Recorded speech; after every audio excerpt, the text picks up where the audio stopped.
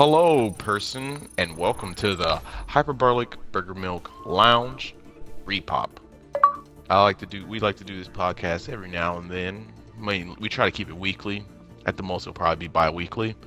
I'm your host, Duuglay. I'm here with my co-host, Christian Dilorean. Shout out to your boy. Yeah, I like to let you introduce yourself.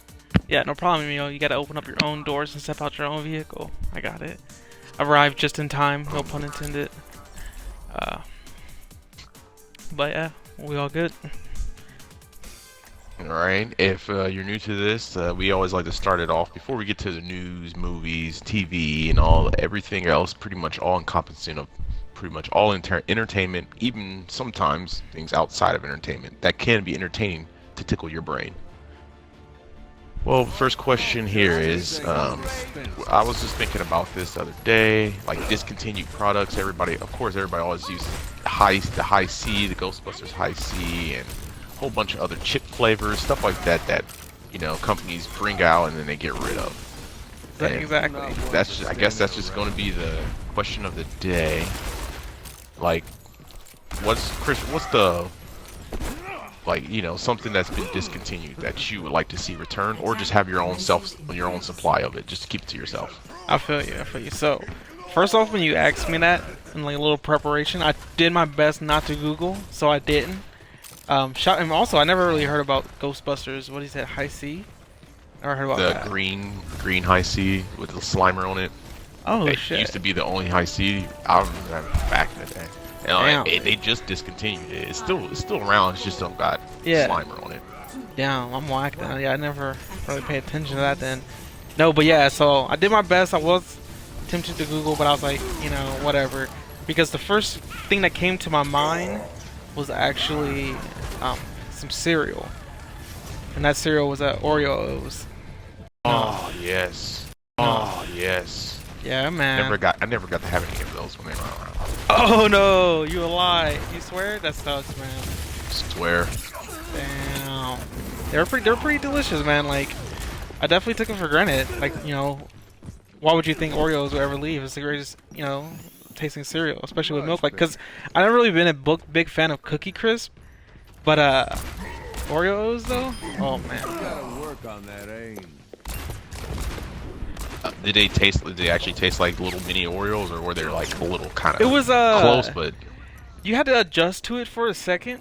But then because it didn't taste exactly like an Oreo, but you did get used to it, and like you're like, okay, yeah, it does kind of taste like an Oreo. Cause they were kind of like little clusters of almost like Oreo crumbles. Like that's kind of almost how they. But I don't know, man. It was good. The milk afterwards was delicious. But I did think of another thing too. And that was the colored ketchups, mainly the green ones. Oh, yep, I do remember those. I definitely remember that. Man. I think it was like purple. I remember the purple green, one too. Yeah, I mainly remember orange. I want to say maybe. Yeah, I think there could have been an orange. I mainly remember the green one, and then I definitely used to always see the purple one, but I was like, I want the green ketchup. I don't really care for the purple. But yeah, definitely they should bring that shit back. I mean, why not? But, oh shit. Well, now it's your turn, man. Let me what you got? Alright, well for me, it was a tie kind of. I couldn't really decide. But it definitely, when it comes to it's definitely the pops, and what I have is do you remember Dr. Pepper Fusion? Kinda. Like the red Dr. Pepper. I'll have to look up an image.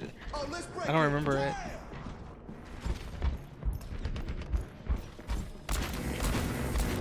Yeah, it was I want to say, I don't know what the flavor was. It was right after I want to say Code Red came out.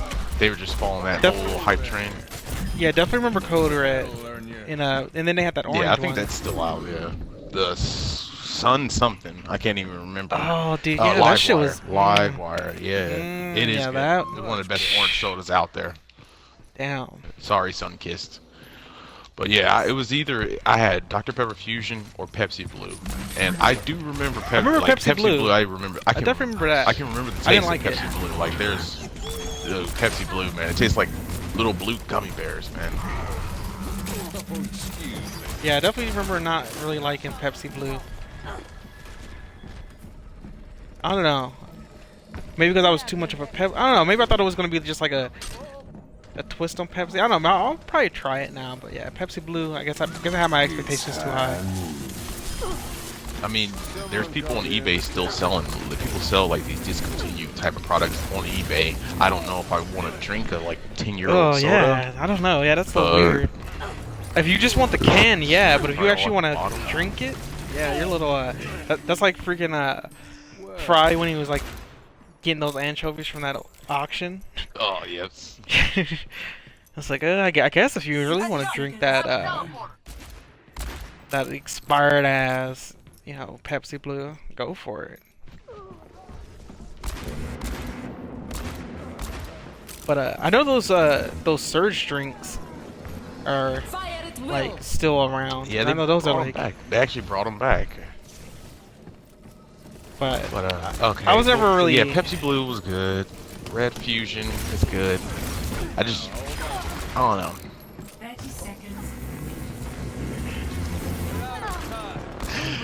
But he said it was Dr Pepper Fusion. I have to check that shit out, man, dude. I have no idea what that one is.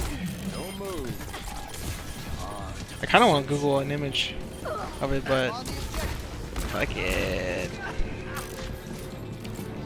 But bam. And you got any other things you could think of, or is that the first little intro? Nah, that's just pretty much that. We might have to cut some of that out because I just wasn't paying attention a little bit here and there. I was going spaced out. Bro, it happens. Just guys, let you know we are recording this while playing Overwatch. If you watched the last episode, you would know that as well. And the videos portion of this will obviously be gameplay of us, playing it. So yes, if you go to Twitch, twitch.tv Christ underscore Dilorean. Yeah, but But okay, I guess since that we got that out of the way, just so people get a taste of how we feel about stuff. Oh yeah, dude, like a journey down little memory lane.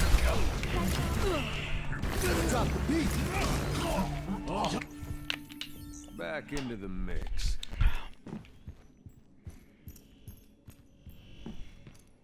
Alright, well, okay, let's go. So first is news, like always.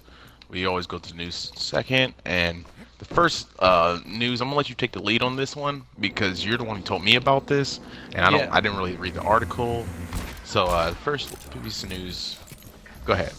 All right, so I'm gonna go into it a little bit because I actually want everyone to go look at it themselves. Obviously read the article yourself, but then they had like a little teaser video that most people can kind of watch. But NASA discovered 7 new planets surrounding, orbiting a star. And it's like they said it's 40 light years away, which is I guess the closest maybe to us. I don't know about that whole part, but it's definitely interesting because they also revealed that it was they call it the Trappist 1 is what they call it. That's that whole system over there. Galaxy. Yeah, I think that's what they're calling it, the system, because I don't know. It's because they named it after some telescope that found it in like maybe Switzerland or something like that. But yeah, it's pretty much the latest discovery at NASA. They're going to be sending a telescope. I think they're going to be sending some kind of telescope because in this system there's 3 planets that are orbiting in what we consider a habitable zone. At least for us, zone, I think they call it. Or oh yeah. I've heard that before. Yeah. But since it's going to be in that kind of safe zone, they're going to be sending up something in 2018 that'll be able to possibly detect, what we consider, signs of life. Obviously leading with like hydrogen and all that kind of stuff. So pretty much, we're coming for you, Mars. We're coming for this whole new solar system. Oh, okay. Yeah, The only 2000. reason I heard about this the year news a 3000, little man. bit. Futurama. No, it is. I heard about this news a bit. Okay. Yeah, no, go ahead. Okay. Keep cutting. I heard about this news a little bit, but the only reason it was through a whole bunch of memes. People were just like, "Whoa, there's 3 new planets. Peace out, world." You know what I'm saying? Oh yeah, of course. Yeah, I mean, that's still like the way it was like the whole Mars thing. It was like, oh man, I'm out of here. Catch me on Mars. You know, so it's Like it's episode of South routine Park, at this whatever. point. Well, basically. It's like people make memes in their sleep now. It's just like, man, are you like? I don't know. No, but yeah, that's definitely how news is spread Yes. through memes. Securing the objective. Okay. Is there any? Would you want to live on one of these planets? Would you even like? I don't know. The only way I think somebody could even try to inhabit a planet, they would have to, send a whole, crew up into space, and they would have to have people just basically, I don't know. It would be crazy. Yeah, Like, I mean you that's would pretty have much to the whole thing Let about your future generations be used to having to live on a, Yeah, man. Well, that's what they're thinking about on that the whole Mars mission. I think it's the Mars 1 mission, where like pretty much people are obviously going to be, sacrificing, the remainder of their life for discovery on Mars and try to inhabit it. Obviously some people think it's insane. Some people are they're engineers, smart people, and they'd rather dedicate their lives to that. I mean, I appreciate that, dude. That's honorable. I mean, some people may not think so, but the discovery takes risk, and dude, they're willing to take the risk for discovery. And I don't know. Yeah. There would have to be generations and generations of people on that. Yeah. It's just, I don't know. And it's just both. Actually, It's like everything we like know and understand is all revolves around like Earth logic, Earth life, and things of that nature. So just simply, finding life and how it constructs, it's already going. I mean, just that rabbit hole and just just how like we've expanded on technology just by learning about atoms and shit like that. So I don't know, man. I don't see why not.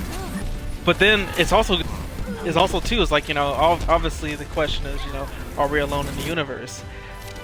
Man, like exactly. Dude, imagine how like is that there could be something there. Dude, what if there's nothing but Earth life? Of all the odds and all the possibility and of how large, at least what we call the observable universe or galaxy, or we're not galaxy, universe. Like, dude, imagine if Earth life was really the only present life. Damn, dude. That's sad. I mean, all I'm saying is, some people already have that logic. We're lucky we have this. We're lucky. Yeah, people are stupid because, like, there's so many different variables on Earth. There's so many different types of life on Earth that's developed here. I mean, come on, this universe is literally almost, as we can perceive it, infinite because we can't get to the end of it.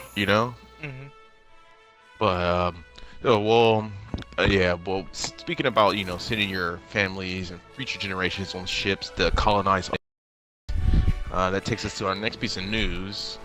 Alien Covenant. We got a 4 minute and 30-second preview of the movie. I'm not sure. I don't know exactly if this is going to be in the movie, but it seems like it. It's basically just a little short.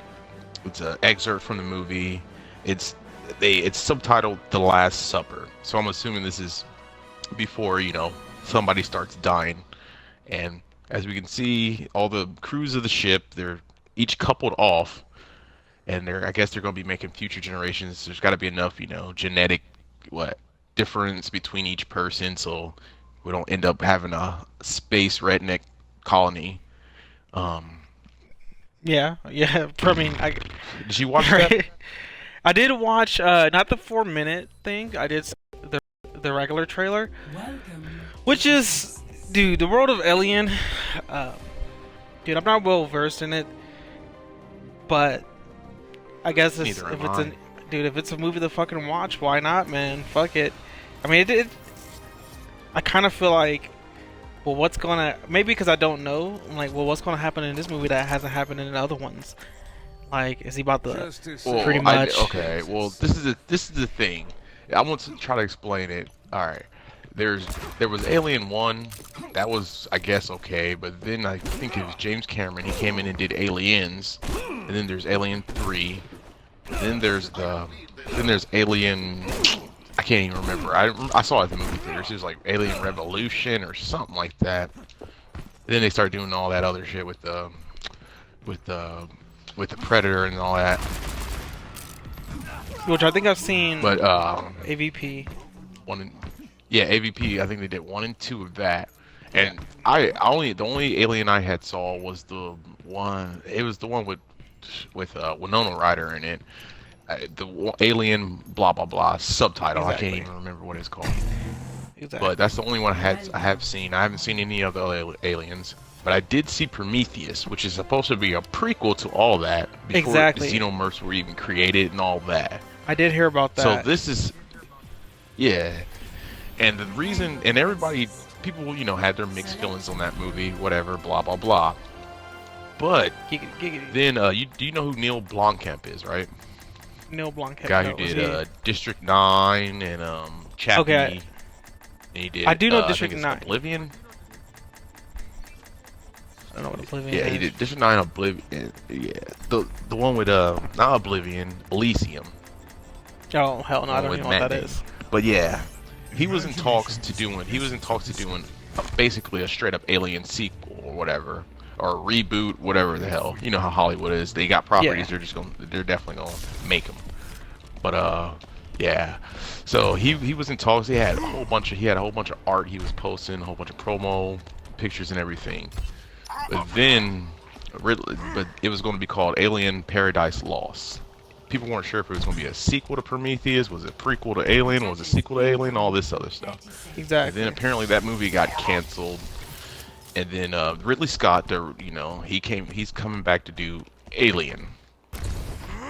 So like he's coming back, he's going to do Alien Covenant, which basically they scrapped all the plans for that, or probably took the best ideas from both, and then just slopped it together.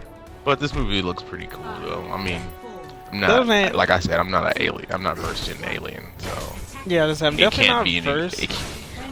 But I can definitely sit back and enjoy a movie for what it is. So fuck it. Why not? They're in space. Yeah. Shit's turning into fucking creatures and monsters.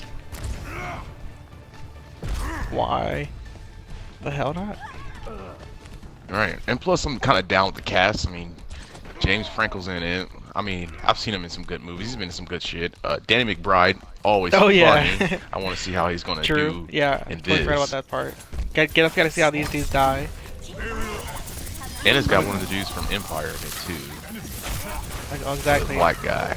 We know how you feel about Empire. So. Yes, as discovered from last podcast. But you got anything else to say about it, or just Just the main thing is, I don't know. I figured. I mean, why not? It's always been popular, it's just like one of those things where... Yeah, as long as we've been alive, definitely. Exactly. Definitely been popular as long as we've been alive. So, the movies are never going to stop, so I might as well, might as well catch one of them eventually. Maybe they're as cool as people say. Maybe they're... Like I said, I did play one of the video games back in PlayStation. That was pretty dope. I can't remember which game that was, obviously. But I definitely played that. And like I said, I definitely seen Predator. I definitely seen Predator before I heard of Alien. So I think that's kind of was like, okay, let me just watch these people. And I think maybe the DVD was available for Alien vs Predator. That's how I saw it. I don't know. I've definitely seen it though. The first one. I know I've seen one of the two. I've seen the one. I think it had Sanaa Lathan in it or whatever. Yeah. Where at the end the Predator was like the good guy, I guess. Yeah. And he like teams up with the chick. Yeah, exactly. That's the one. I've seen. But Yep. but no, that's They give pretty her much like all. a shield at the end. And I can shit. I definitely say from the like I said, I'll give it a shot. Like I said, plus we get to talk about that shit on here, so why the hell not? I'm with it.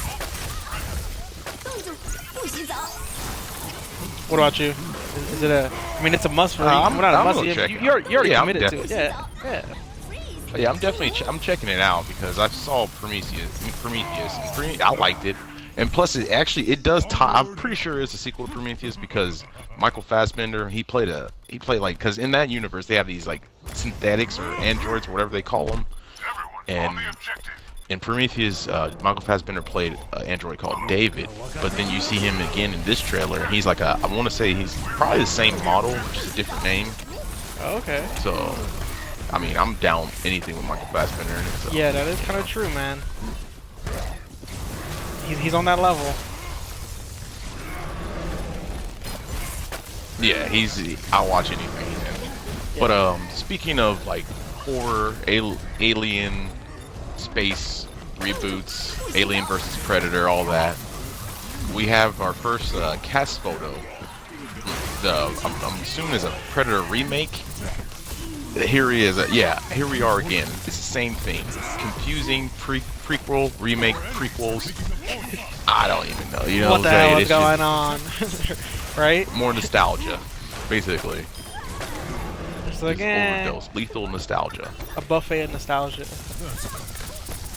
pretty much. But yeah, did you see the cast photo? I did see the Check that cast out. photo. Obviously the first person that I recognized and was like, what the hell? That everyone recognized was, you know, one half of Key and Peele. The key part. Keegan Michael Key, I think is his name. Yeah. Dude, that shit is gonna be hilarious. Like, I'm already on board. Why not? Especially with the Alien. I'm like, dude, might as well fucking watch both of them. They're rebooting it. I guess they're here to answer my call. They're like, you know what? Christian doesn't know what the hell is going on with all these old ass movies. Let's just reboot it, put people that he knows in it, and then he's gonna end up watching it. Right? That's all it takes to get us in the movie and to get us in the seats. It ain't that hard. We all got it. They gotta figure it out. We're that simple. Whatever. Take my $12.99. Exactly, it's a formula. Please, just take it. But yeah, you're like you're saying. I did know Keegan Michael Key. There's a Courtney Vance. I think that's the guy who's been playing in it. Okay. Courtney B. Vance. Then there's Olivia Munn. You can't forget about her. Oh yeah, I forgot she was in there. Mhm. What else? She was strapped up. But who's creating the film? Like, what director? Do you know? It's Shane Black. He was the writer for the original Predator. I'm pretty sure. Oh, And this is shit. coming after there was the last Predator movie that I think was in theaters was called Predators. So I do remember Predators. I don't know if that was a But I didn't reboot watch or a it. remake either. So Yeah. it's like becoming same thing. It's like, well, where does this fit in the timeline? Is it a new movie? Is it a different universe? Whatever. But yeah, Shane Black. I'm pretty sure he wrote the original Predator. But the whole thing about the Predators, basically, if nobody's seen it or is basically the Predators. They're like these elite hunters. You know, they're these this alien race of elite warriors, hunters, whatever. And I'm pretty sure they like kidnap humans, like the baddest of the baddest humans. Sometimes they're criminals, sometimes they're ex-army men. I think that was in the first one. They were like ex-army people or whatever. Yeah. But yeah, this one. So yeah, all these guys in this movie is gonna be murderers. You know, ex-cons or whatever. And it's got a little boy. The little boy, Jake. I think his name is Jacob Tremblay. He was in The Room. He was in Room, not The Room, Oscar-nominated movie from last year. So I don't know what they're gonna do with that kid. Maybe that kid's the worst killer of them all. Who knows? Ah. You know, Interesting. I don't know what fuck the it. twist is gonna be. Why no? I mean, why not? Right?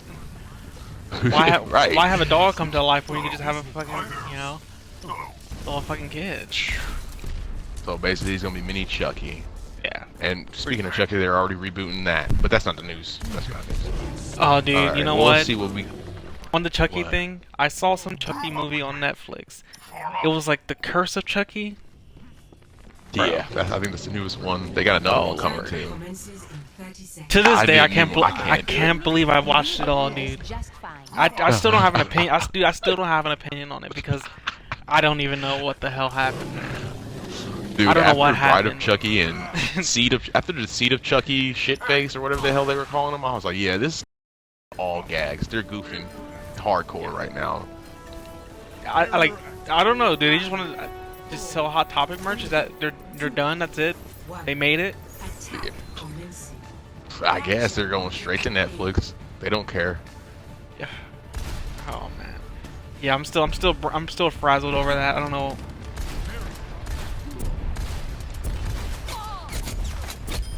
Target eliminated. But my bad. I cut you off for that shell shock of Chucky bullshit that's been in my life. Oh, that's good. It's all good, man. I'm claiming this objective.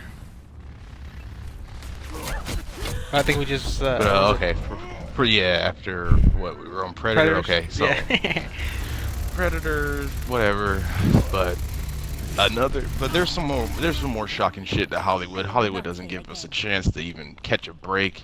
They just make decisions based on just a whim. It seems like they don't even have people who make decisions anymore. And they just do it based on some type of formula, or just if somebody is pissed about something, or they just, I don't know. It's just craziness. It's just, I don't even understand it half the time. I'm sure it's a But- world we don't understand. No, it's definitely it's I don't know. I don't know what type of analytics they use to even know what people want. But apparently, you know, after having all that trouble with Matt Reeves and all this other stuff, I'm assuming that, like, after Matt Reeves and the whole Batman situation that's going on in the DC universe, it seems that they've actually committed to making a Nightwing movie. Damn. I don't know if it's gonna. I hope it's connected, but if it's not, it's really not gonna make any sense. But like, how you like in Batman v Batman v Superman, we see that there was a Robin there was a Robin. So I hope this touches on that and it kind of explains that a little bit more. Of course, there's no casting. They haven't even started making the movie. I don't even think the script is written yet. But here's some more facts about it. Then we can start talking shit about it. Yeah, go for it. Yeah, because all I heard was that it was announced, and then I was just like, so is Matt Reeves directing that, or something? No, the director is going to be the same guy who directed Lego Movie. Oh. It's going to be the first same guy who directed the Lego Movie, Chris McKay. The Lego Batman movie. My bad. The Lego Batman movie. Oh, okay. Chris McKay. And the writer is going to be the dude who wrote The Accountant. I don't think you've seen that movie yet, but from now, if it was just a Nightwing movie, I'd be like, I don't know about that, because they haven't even established Batman really in the universe at all. Gotcha. Yeah, we thought that had his solo movie technically.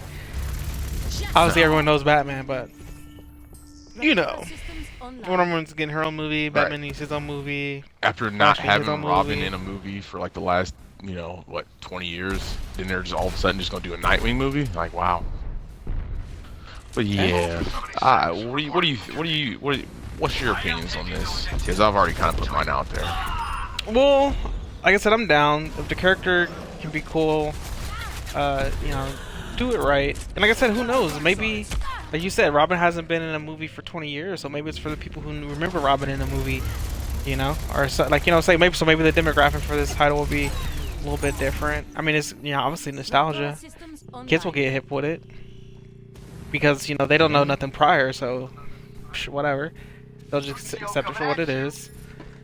And then to the people like us, where it's just like, oh, Nightwing, I love Nightwing, man.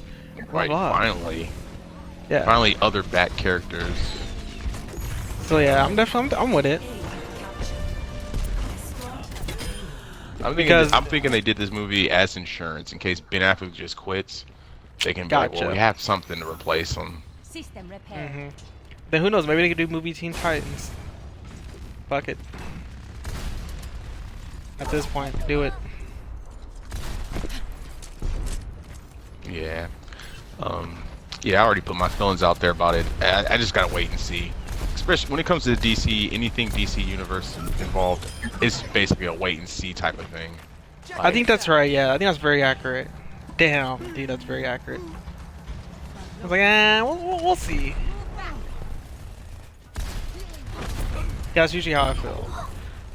That's how I felt about Batman vs Superman for like the last 2-3 years it was getting made. I was like, I don't know. We'll see. We'll have to just wait and see. Yeah. We'll see. But I mean, do you have any ideas who they should even like cast as Nightwing if they had to? Well, if it's in this DC universe. I don't know for sure, but I remember they had that little web series with Nightwing where that dude would raise money online. I think it was a Kickstarter, some kind of crowdfunding thing. And like I never watched that, but if he was kick-ass and he was a good enough actor, and like who knows, maybe that popularity went towards Nightwing. I don't know, unless people don't really know about that show. I mean, I just heard of it. I just never watched it. But was it the same people who do like those Bat in the Sun shorts, or was it somebody different? No clue. I just remember. I just remember seeing it on I can't even remember the website it was on. But well, the names it was that's been definitely tossed around by the fans. Okay, yeah, what Nothing do the fans official, want? but that's been tossed around by the fans. Zac Efron. Hey. Hey. I mean, it's been That Zac Efron probably and wouldn't work Aaron, at all, Aaron. but that'd be just hilariously perfect. If they want, nah. I mean, okay, why not? Well, what was that latest movie he was in? He's I gotta didn't see do it. something. I know he did a second Neighbors, right? Neighbors 2, and Yeah, then he did probably Neighbors did something 2, else. And I'm Bad Grandpa, I think. And then there's him and Adam Devine from Workaholics. They did Exactly. What was that Mike movie and called? somebody Need Dates. Mike and Dave Need Dates, I think it's called. Yeah, I saw a I didn't trailer watch for that that movie shit. yet. Yeah, but Got Aubrey dude, fuck it. Plaza in it. If he's hot right now, why fucking not, man? He's got he's got definitely the stature for it, so. This nigga looks like he's eats steroids for days. That's what I'm saying, man. Like, He's got that definitely cartoon comic book character physique. yeah. And like, who knows, dude? This could be like a turning point in his career, man. Like, imagine if he kills that shit. People start taking him serious and shit. It only takes one role, man. Fuck it. It does. And then the other person they were thinking, people has been speaking about is Aaron Taylor Johnson, aka fucking Pietro, from the guy who played Quicksilver. I don't know. Like, he would actually be hella perfect. Now that you say that, but man, like he's already Quicksilver. Yeah, that's what I'm saying. I'm pretty sure he doesn't want to do nothing with his career like that. Yeah, and I already know like freaking Chris Evans. You know that shit doesn't even matter anymore. Like Human Torch, just like yeah, obviously he's definitely Captain America now, so you can't do that. You know, Ryan Reynolds is definitely Deadpool. Like, you know, who the hell's Hal Jordan? Like, I get it, but alright, but fuck it. He had a one movie appearance and he died anyway, so. Yeah, exactly. But I mean, he's work. got the chops. I definitely think he's got the chops because there was a movie that came out earlier this year. It was called Nocturnal Animals. It was directed by Tom Ford, like the fashion designer. It's got Jake Gyllenhaal and Amy Adams. And low key, dude, it is a pretty okay movie. Michael Shannon even got nominated for fucking best. He was the best thing about that movie, Michael Shannon. But fucking Aaron Taylor Johnson, he did play a pretty good character in the movie. Like, fuck, I was like, this ain't kick ass. What the hell? You know what I'm saying? Yeah. Hey, fuck it, man. If he killed it, dude, I'm with it. Yeah, because I wouldn't mind seeing him as Nightwing. Yeah, exactly, man. Why not? I do like him a little bit more than Zac Efron, though. Oh yeah, I think he's more confident actor, I guess. Yeah, I can kind of see that, but then like I said, I think in the world we live in now, wouldn't that be fucking a crazy universe where Zac Efron just flipped the script on everyone and he just fucking kills that shit, and then he's like on some Jamie Foxx level shit. Cause I don't know, man. I'm glad mean, Jamie Foxx like started proving that like he's a really talented actor. Like shit, like I mean, he wasn't like a Disney star, but you know, it's just like I don't know, like, cool. Why not? Oh no, yeah, I feel you, Jamie. Dude, Zac Efron, I liked him in 21, not 21. It was what movie was that? He wasn't in 21. No, I'm thinking Channing Tatum. Oh yeah, no, he was alright. Neighbors. He's pretty funny. I don't know about this new Baywatch movie they have coming out with him and The Rock. That might hurt his chances. Oh yeah, see, they're getting probably more popular, dude. Because Rock is on. Dude, it's crazy to say The Rock is on fire. Because most people wouldn't think rocks are flammable. I mean, he's always cooking. He's cooking. Because do you smell? No, but no. I can't. But yeah, who knows? That maybe just be. I don't even know the purpose of that Baywatch movie. It is in a weird space because it's what, early 90s.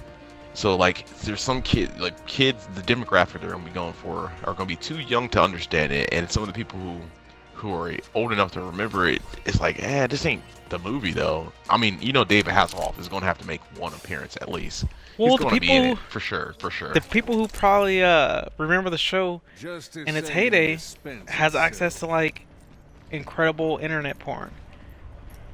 You know, so it's like, so you can't really sell it on that. And then what was that show even about? That's like basically what it was. Yeah. Now that you say know? that, yeah, that's all it was super softcore porn, like tame TV porn. Exactly. You had to see girls running. Yeah, it was basically girls jumping on trampolines. And I get that's like the girls in cliche slow thing motion. about it. So like to make the movie about it, like what are you gonna make the movie about? Exactly, they're making the movie just because, let me get this quick nostalgia check real quick. You know, get your bills covered so then you can pursue what you want to do, passion-wise. That's all it is. So it's like, I'm gonna do this quick little movie, 2 months of filming, knock this shit out. This is gonna cover my bills, and I can have fun for the rest of the year. Or who knows, man? I don't know. It seems like Hollywood's just like, hey, let's just make a movie. We don't care what the fuck it's not even based on nothing, and they just slap the name on the last second. You know, they're like, oh shit, it's kind of like this, so let's put a name on it. Gotcha. You know, that's pretty much. Alright, well, let's see. We're on the Nightwing movie. What the hell? What were they thinking? Well, not what they. I'm talking about Baywatch. Never mind. Okay. Man, dude, you're probably gonna have to edit this up like a motherfucker. Because I'm like, raw and uncut, I know. man. Just go raw. Alright. We'll just keep saying that we're gonna edit it, but we're not gonna edit it. But that's gonna be the inside joke. Yeah. They won't know about it. Like, man, these guys are lazy. They're never fucking editing it, but they said they're gonna edit it. But okay. Speaking of things that probably will never get done, have you seen the Hellboy movies, right? You know Guillermo del Toro is, right? I don't know his name like off the top of my head because the movies, but obviously Hellboy. Come on now, everyone had to have seen that, or at least have it on DVD sitting at one of their relatives' house. Yeah. But yeah, Guillermo del Toro, the guy who's done Pacific Rim, Pan's Labyrinth, a whole bunch of other movies. Pretty much, a nerd god when it comes to stuff like this. He was supposed to direct. He was supposed to direct The Hobbit, but he didn't. He just couldn't do it, I guess. And that's the problem. That's the problem with Guillermo del Toro. He says he's going to do something, and he ends up not doing nothing. He ends up not doing those movies at all. So, he put a poll on Twitter, like I'll say about a week ago, asking basically if anybody wants to see Hellboy 3, and if they do, like this post or retweet it or whatever, Yeah. So apparently he didn't get enough retweets or posts because he said he had a meeting with Ron Perlman and all those other people. And apparently this, or whoever's whoever's gonna be financing the movie, I don't know what company it's for, but apparently Hellboy 3 is not happening. It's dead. We gotta bury it. Confirmed, never gonna happen. That's what you're saying. Confirmed from Guillermo del Toro himself. So maybe this is a trick. Maybe it is actually getting done since he says he's gonna do stuff and then it never happens. Maybe since he's saying it's not going to get done, it's going to happen. But ooh, Maybe that's the mind game we play on everyone. Haha. Doug, don't keep hope alive. Let everyone let it go. No, I gotta let. Yeah, we should just let everyone let it die. It's not gonna happen, guys. Let it die. Fuck Bury it. But just like the fucking spawn we were waiting for. And what's crazy is the creator saying like, yeah, this is gonna happen. Nah, it's over. I am kind of delusional though. I kind of don't want it to die just yet though. I have hope, but I only think about it like twice every 6 months, so I don't get too crazy. Because that would be pretty dope. But it's like, yeah, if it happens, you know, I got a lot of stuff on, so whatever. But nah, I mean, they've been talking about this movie for like at least the last 10 years. Ron Perlman, his old ass ain't getting any younger. True. Like, shit. So it may come back as a reboot, but don't expect number 3 pretty much. Because you already know, nothing's ever dead in this world. Nah. I mean, or they could just reboot it, or just come out with another animated movie. Who knows? They might do that. But yeah. Speaking of, you know, well, fuck, I have no transition for this one. This is just the last little bit of news I had to put down. Just blah. You know, well, something else I found on Twitter. You know, Edgar Wright, you know, director of movies like Shaun of the Dead, World's End, and Hot Fuzz. He's put out a poster for his newest movie, his newest directorial endeavor. It's Baby Driver. And the movie, from what I heard from the synopsis of the movie and all the plot and everything, it looks like it's going to be a pretty straightforward movie about some guy. He's a young guy in a mob or some shit. You know, gets in over his head. Oh, you know? Okay. Yeah, so he's becomes a driver. I didn't see the synopsis. Yeah, it's I got just a lot seen of people on it. Yeah, I just saw the banner with all the actors' name on it. So yeah, I should have read the synopsis. But okay, it's just inside the mafia. All I know is that I saw in an you know, foreshadowing from earlier, dude, fucking Jamie Foxx is gonna be in that movie. Yes. And just with that style of comedy, and like the way, like, you know, he cuts his scenes and like shit, dude, I'm just ready for. I'm telling, like, just don't be surprised if there's just a hilarious or just dope ass like Jamie Foxx moment in there.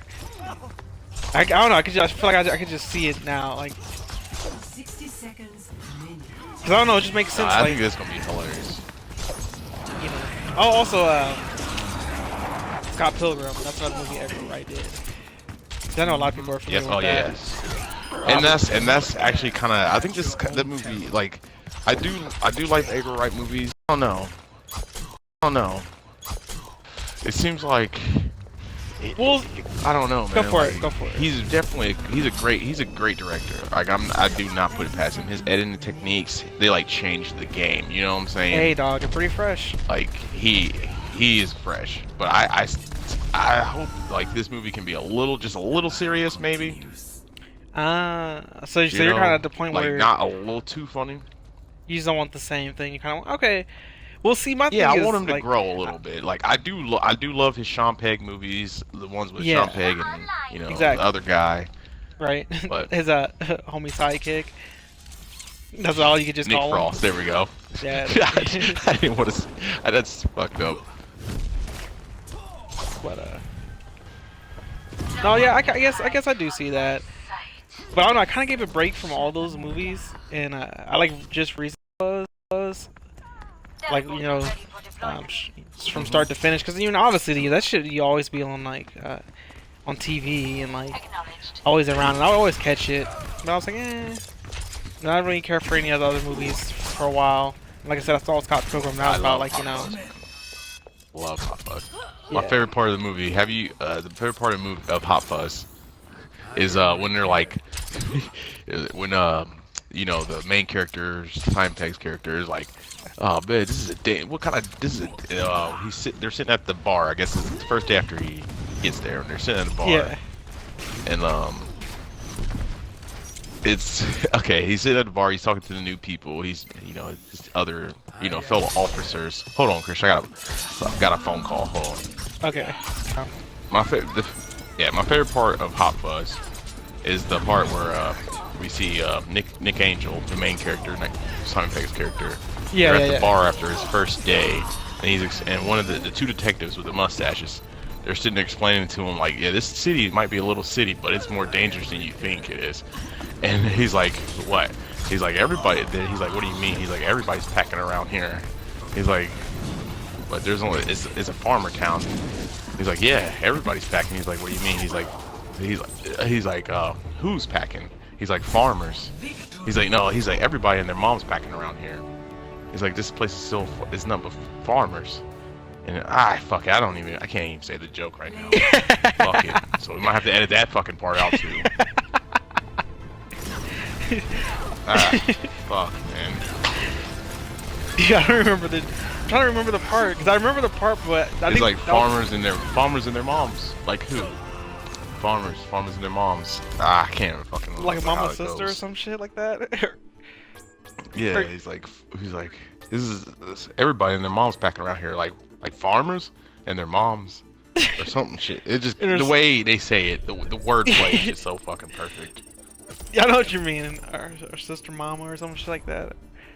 Or sister daddy or I don't know. Who fucking knows?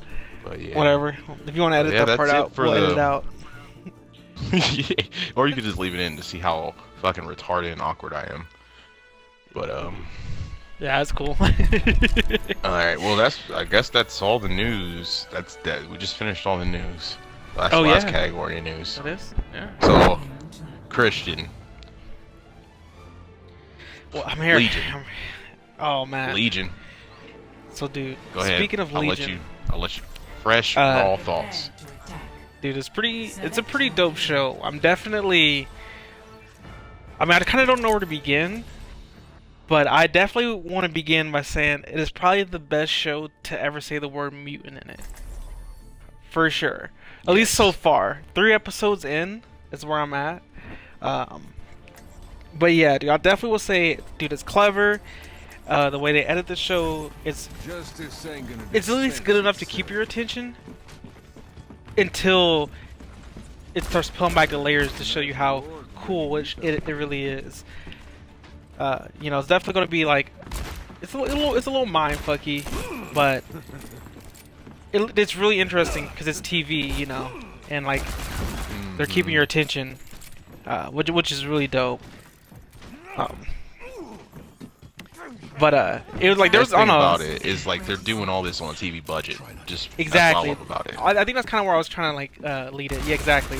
The way they're it doesn't feel cheap.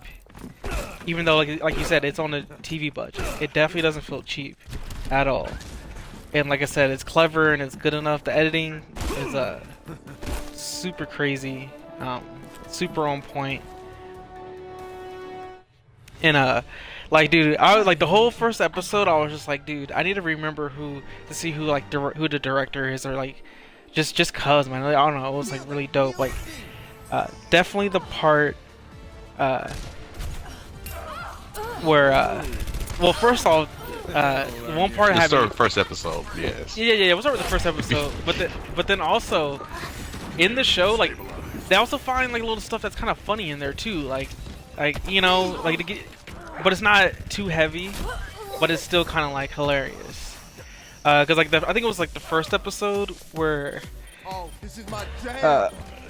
like I said, they start off with him like in the insane asylum, or like, you know, like what's going on, but then the flashbacks aren't too confusing, but they're definitely in a way to where they jumble you up for a little bit, to where until you get things sorted out, which isn't like, it's like I said, it's not too bad. It's like I said, it's definitely like I said, their way of doing that is entertaining. It's not like it's confusing. But dude, there's so much like evil shit in there, but it's still keeps your head jumping back and forth. Yeah, and like I said, the storytelling is not overcomplicated, and they give you bits and pieces to kind of appetize yourself on. But oh, like, are we doing spoilers about the episode, or are we just talking about it? Or are we just? Oh yeah. We're up to it's. So we talk about all 3 episodes. Can... Cool. Okay. So if you saw the first 3 episodes, whatever, it shouldn't be surprising. We're just talking about shit. Cause I can't remember which episode this was. I think it should be the first chapter because that episode was so fucking long, dude. Like I kind of get jumbled around because I'm like, dude, that episode was like a fucking movie. It was like an hour and a half, like hour and 40 minutes for the first episode. I was like, shit. Yes. And what doesn't even help is that, they keep going back to certain parts of that first episode too. Exactly. Like, which is good because that's how they laid the foundation. Which is cool because it's like an interesting structure. It's like the first episode normally it's like an hour, or like they'll do like whatever the show is, they'll do double. Like if the show's a 30-minute show, they may do an hour. If the show's an hour, they usually just play around with an hour and a half. But yeah, it was like a weird hour 40 minutes, kind of hour 50 minutes. And they're like, let's just explain it pretty first. Pretty much a movie. Exactly. And then each episode is like 40 minutes explaining it. But so also dude, one thing I did think it is kind of slept about that show is the fucking soundtrack and scoring in that shit. Dude, it's so emotion heavy with the soundtrack, and it's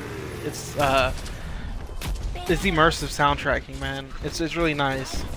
It's definitely helping with the universe and like the whole altered state of mind, because obviously this is like a X-Men universe kind of show, so it's dealing with Marvel superheroes. The main character is a mutant, but obviously he doesn't know it. He's like you pick up with him in like an insane asylum, of course. Has to be something wrong with him. He's insane. Right. He can't lift things with his mind. He must be insane. Exactly. But I don't know. They just did a whole bunch of cool stuff with the scenes too. So like I said, like you didn't know what was happening in the scenes until they happened, and like then you saw him start realizing that people were afraid of him, and like that he wasn't like as crazy as he thought he was. like that scene you're talking about, I think is when he's at the bottom of the pool or whatever, and he's like, oh yeah, why they had am I him even here?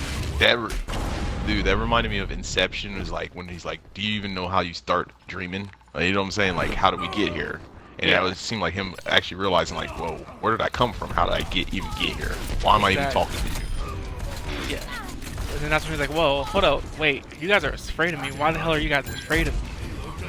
And then I think that was kind of like a nice turning point, because like, dude, because first off, the artist started fucking crying, laughing when the fucking boy was afraid to put the little fucking suction things on his forehead or his temples, and then he was just like, huh? He was just like, it's like, are we good? But dude, I don't know, yeah, dude, that show's, like I said, it's pretty trippy, but it's definitely dope. They have a nice visual cues where they use their transitions. I'm still trying to figure out the whole fucking, like, because now we're at the point where they're showing a lot of that fucking yellow demon, or whatever the fuck is going on. First off, dude, that dude's fucking funny as fuck. Every time I see that thing, I'm fucking crying laughing, dude. So that's just, I don't know, that shit is so funny. But then it is kind of creepy too. Like, it's definitely fucking like, dude, what the hell is really going? Like, I can't wait to figure that bullshit out, cause like, dude, cause so like sometimes I'm like, dude, what if he's like a fucking like the Hulk or some shit, and he transforms into that? I'm like, dude, the first thing that would change would obviously be his double chin. Like, that would obviously just expand down, and then he's just gonna like. Just no, dude, after watching the first episode, after watching week to week, after the first episode, there was so many theories out about this, and he does mention the man with the yellow eyes and all that stuff, and like, there's the theory. At first, I thought, this is what I thought, because the Legion, he's in the comic books, he's Professor X's son, like in the comic books. I don't know if they're gonna do that here, because I don't, know, but he's Professor X's son. He has, he has like all these different powers, and he has so many different personalities that he pretty much like puts to these powers. You know what I'm saying? Like, I guess to help him filter it out. And I was thinking, at first I thought, like, okay, so everybody in this show is him. He's just crazy as hell. He just sees himself. That's what I was thinking. Like, especially his friend. I'm like, oh, that's definitely somebody. That's definitely him. You know what I'm saying? Yeah. I was just like that's the only way I can like try to, rationalize it in my brain. Like, this is just, he's just fucking lost his fucking mind. he's not. I thought he was probably not even insane asylum. None of that. I thought all of it was just don't believe anything you see. Yeah, you definitely want That was my to main proceed with takeaway. caution. Yeah, because it does, and I think that's one thing that does keep you on edge too. Because like you observe everything, but then you have to wait because you know you can't believe everything immediately as soon as you see it, just cause the nature of his powers and at least what he's demonstrated so far. Like we still don't have like official labels on all his powers. Like obviously, you know, they're like, oh, you're a telepath, you can, you know, move and read minds, but then it's always like more than that. Especially like I said, like if he's anywhere connected to Professor X somehow, at least in this TV show, obviously he's crazy powerful. You know, he's the fucking son and shit, but yeah, so they show him like yeah, they show him what, reading minds, they show him obviously lifting shit around, they show him levitating, they show him what appears like possibly teleporting, bending reality for more or less. It's almost like he's bending and folding everything to his will, you know. So it's almost to a point where he can't even control it. That's the scariest part. And yeah, so he's definitely on some wild shit. Like, oh, dude, like also when him and that Sid chick switched bodies at first, but obviously we didn't know it. But like when they first kissed and blew each other away, dude, that whole scene was fucking crazy dope. Like, yes, it oh, was. dude, the fucking they had like dude, the fucking like the TVs in the fucking field when it was like going up, dude. That shit was hilarious. Like little screens, and then like when the shit flipped upside down. Dude, that's the thing that almost had me. I was like, okay, my theory's correct. Because I just thought it was him just being her. I was like, okay, so everybody is him. He's just actually controlling this side of his body now. Like, his part of his brain's taking over. You know, that's why I was like, okay. I feel that's how they're going to do it. You know? But, yeah. And then, dude, like... And then don't forget the last scene of the first episode. What was like, the last the scene way of the they first just ended it out perfectly. When they rescue him, when basically whatever, I don't even, what do they call it, Summer House or whatever, Summerland, whatever, when they come rescue Summerland, when they come rescue him with all these other mutants, quote unquote. Oh yeah, oh shit, that was in the first episode. Oh yeah, dude, that shit was. That was the very end of the first episode. Yeah. Oh yeah, that was crazy. Oh yeah, they did it justice. You know, homie flinging people around, and then right. Where is he at? Oh, because it was crazy too. Because you know the dude in the brown suit kept on trying to get him to remember who got out the car, and it was fucking him who got out the car. And I was like, dude, that's so dope. Because like, oh, dude, I could have swore I thought it was like keep it track. Because I was like, man, like who are these people? What's going on? And I was like, man, who's this chick? And she's like, oh, Melanie. I was like, oh man, what? So then I was like, oh man. They fucking fucked up his memories to where he's just like, dude, it's you who got out the car. What the fuck? He's like, it wasn't me. It seems like he does something to his own memories. Like he don't even know how to control his own power so bad that like he remembers what he wants to remember, how he wants to remember it. That's what I'm saying. He's putting like up his own mental blocks in his own brain. Exactly. He's forging what he wants. So that's why like the memories are, because also dude the fucking well, that's gonna be on episode 3 where I talk more about that, but yeah, they definitely did some trippy shit with that whole with the whole kiss because not only did the world like turn black and everyone get sealed into their rooms and like the darkness and all that shit, I was sitting there like when he was just sitting in the parking where he just changed back to himself, I was like, what the hell? And I was like, yeah, that shit was crazy for a moment because then I can't remember exactly what I thought, but I definitely thought that he bended the reality to where like I thought when they switched places, his body was still in the prison, but he was walking around as the Sid still. He just put a mask on himself, so there's pretty much like two hims walking around. So when they were looking for the, so when they were getting it, so when he was getting interrogated and they were like, well, where's the girl? I thought he was the girl, just with his mask on it because you know that's how he sees himself and he bends his own world. But it turns out they just switched bodies back, and I was like, oh yeah, see, that's how that show can get you to start thinking hella extra. Yeah, But that it's show not- will get definitely. Yeah. First round. Which is cool. It's like, you know, it's cool exercise to kind of theorize and just see all the different possible things. Like I said, on the budget, it's not super fantastical, but it gets everything across well. And it looks really good. looks Like quality. the cinematography is. Oh, yeah. The colors, like you said, the music, the colors, the show, like just the script itself. Like it's like, dude. Yeah, dude. That's like it. Literally is one of the best superhero shows out on a TV budget. Like it's not too flat. It's not too flashy. You know. But then, yeah, like I said, the There's a colors are mystery nice. to It's it. not flat colors, you know. And I don't know why TV does that. When you could probably just preset a whole bunch of, you know, scenes, you know, One. color grading and all that. But yeah, I don't know. Color grade. Yeah, the color grading is amazing on that show. Yeah, Great but color theory, I guess. That's yeah. System check initiated. But yeah, it's so weird, man, when you see like some flat TV shows. Because I'm like, man, like with these budgets, man. I don't know, man. Even like I said, when people talk about movies being made for $4 million, I'm like, hey, man, that's a lot of fucking money still. But oh, definitely. The objective is now. but then But the bad thing about this is it's only gonna be 8 episodes this season. oh, dude, that is actually perfect because I was thinking that in my head because I was thinking like, man, what's going to go happen with this show? Because also I was thinking about 11/22/63, like how it was just like long enough, but it wasn't too long. It was like I think like an 8-hour show, pretty much. So yeah, dude, I was kind of thinking that. I was like, man, what if this show is just like maybe, you know, just like 8 fucking episodes. I figured it was gonna be like 13 or 24. Cause I was wondering like how long would they go, like you know how far would they go with this shit?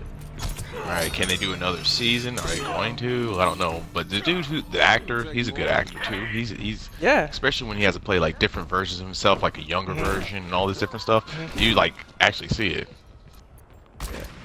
And dude, shout out to freaking Aubrey Plaza having like the best fucking role ever. I'm like, dude, that seems so fucking fun. I'm like, dude, shout out to her. Yes.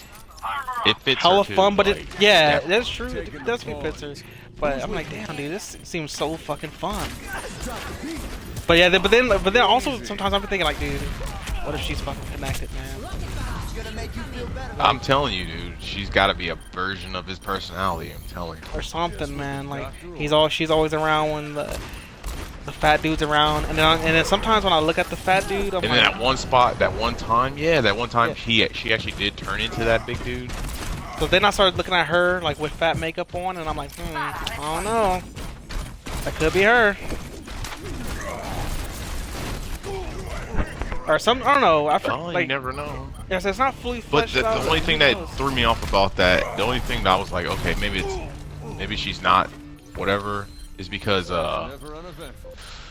like she was a real person, you know, like people actually did True. see her, Yeah. you know. Yeah, she was definitely a real person. Oh, Overtime. But she's connected to probably his trigger somehow. Cause obviously they were on fucking drugs and shit and best friends together and all that kind of shit. So I don't know. I feel like somehow she's like connected to his like triggers at least at the moment it seems. But then like fucking when they finally started showing that Asian chick and that black dude, and like, cause they kept on showing that scene where they were like getting all walked out, and he's like, when they pretty much projected himself into his memories and got him out of the fucking Division 3. I was like, what the hell? Like that shit was, you know, I was in the first episode, but yeah. but I was like, dude, soon as I saw the black dude freaking put him to sleep, I was like, man, they had to get a black dude on the show to make someone go night night. Because he's like, go to sleep. Nah. Yeah, and dude, he does His have powers some are dope, pretty though. tight powers. His powers Pretty are dope. dope. And They're- what's crazy is they're doing it on definitely, TV. They're using TV-friendly powers. Exactly. Did you, And they're not or cheap in the looking. third They're episode, did you definitely- see, you know, that Asian girl? Did you notice that how she phased into that other guy? I guess she's Older like a man? part of You him or notice that? something. Their both name is Carrie. Yeah, and I was like, oh, that furthers my fucking theory. They're all him. You know what I'm saying? Yeah. I mean, he might have like a reality warping power to where he can actually create a being just to house his powers. You know what I'm saying? Yeah, that's how I powerful don't he is, even man. know. Fuck it. He is insanely powerful. But they have history and everything, so. But all I know that one word review for that show, trippy. Like True. Yeah, just definitely pure trippy. trippy. Definitely But fucking trippy. yeah. There's just so much about that show that I can't. It's hard to even try to explain it. You have to experience the show. That's basically what it is. The show's experience. Oh yeah, It's an yeah. We're experience. talking You about it, have but to people, like experience you said, it's not too in depth to where, because obviously, I'd imagine we. it. But yeah, Legion, good show. If you're not watching it, you should watch it. Watch it now. Yeah, pretty much. Like I said, there's a lot of cool stuff going on in it. Like I said, maybe next week we'll talk. Like I said, there's a lot to talk about. At least over the span of 3 episodes, so maybe we'll just talk about the 4th episode next time. Because at least by this time, when it's 2 episodes, you can probably catch up a little bit.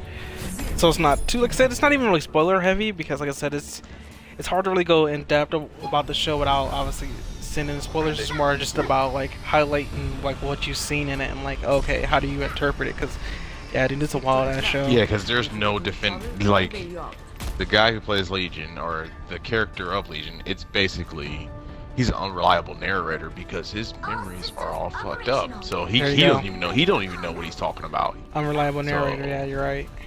That's good. But shit did get real at the end, like towards the end of the 3rd episode, though, where the fucking weird dude who's carving sculptures with the eye, like fucking saw them in ghost form or whatever.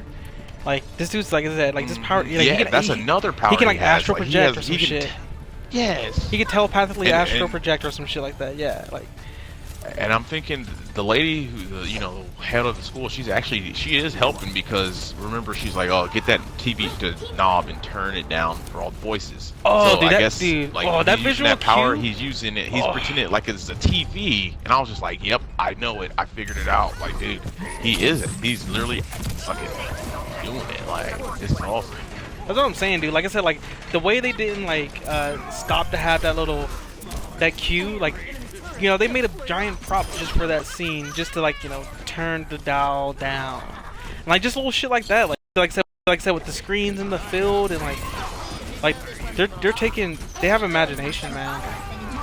But it's not, but it's definitely, it's almost like getting the point across. It's without being extra and over sophisticated with the verbiage and all that stuff. It's like, yeah, focus, concentrate. Making a pretty nice show. Yeah, it's pretty dope, dude. Definitely best thing, like I said, best show to ever say the word mutant in it. At least comic book related. But, Definitely. Show's definitely worth watching.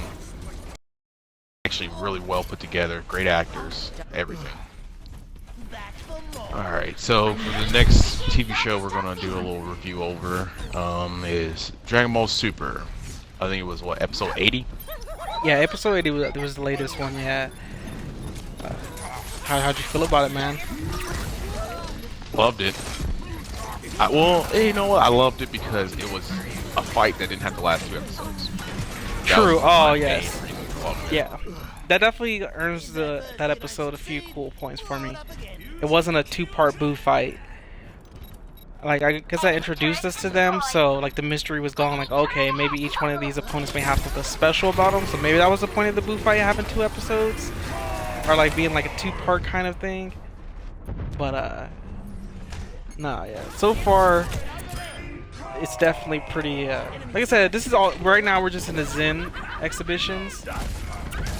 So it's not even the full tournament of power at this point. It's just Gohan, Boo, Goku fighting 3 wolf-like opponents from Universe 9. And what do they call them? The Trio des Danger or something like that? some weird shit. But it's Dangerous tight. 3, basically. Cause it's like the 3 little piggies, but instead of the 3 little piggies, it's the 3 bad wolves or some shit, I didn't even think of it like that. Oh yeah, I don't know. I just figured they were just doing some weird. I don't know. Just for an exhibition maybe, but Together we are strong.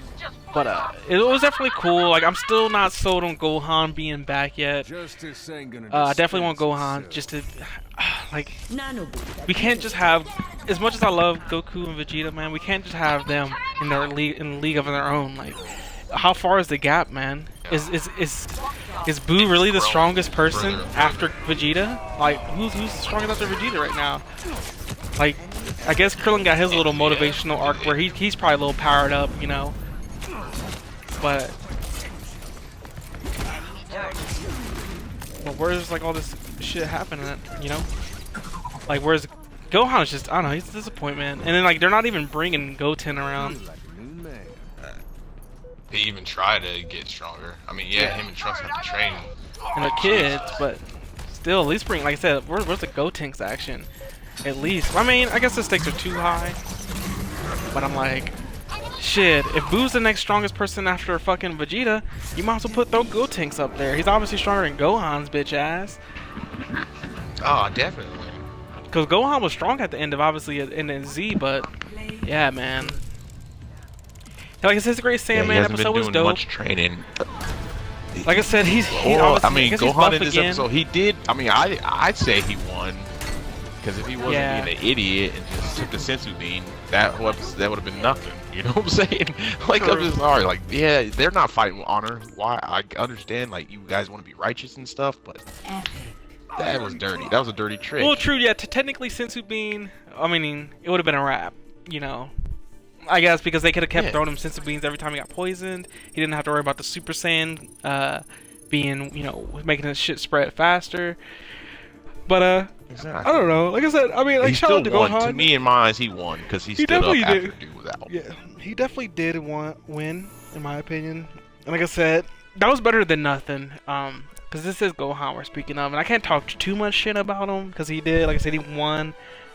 He zoned out, and he fucking, you know, he fought smart. But Yes, yeah. but the thing that sucks, and the Daikai Shin or Daishin Kai or whatever, the thing he dropped at the at the end of that episode was just like, okay, well, they won, but they were fighting literally the weakest universe out of all 12 of them. Yes, and that's what's like. That's what's going on. It's like, because like with the whole mortal level, does the whole thing mean power level?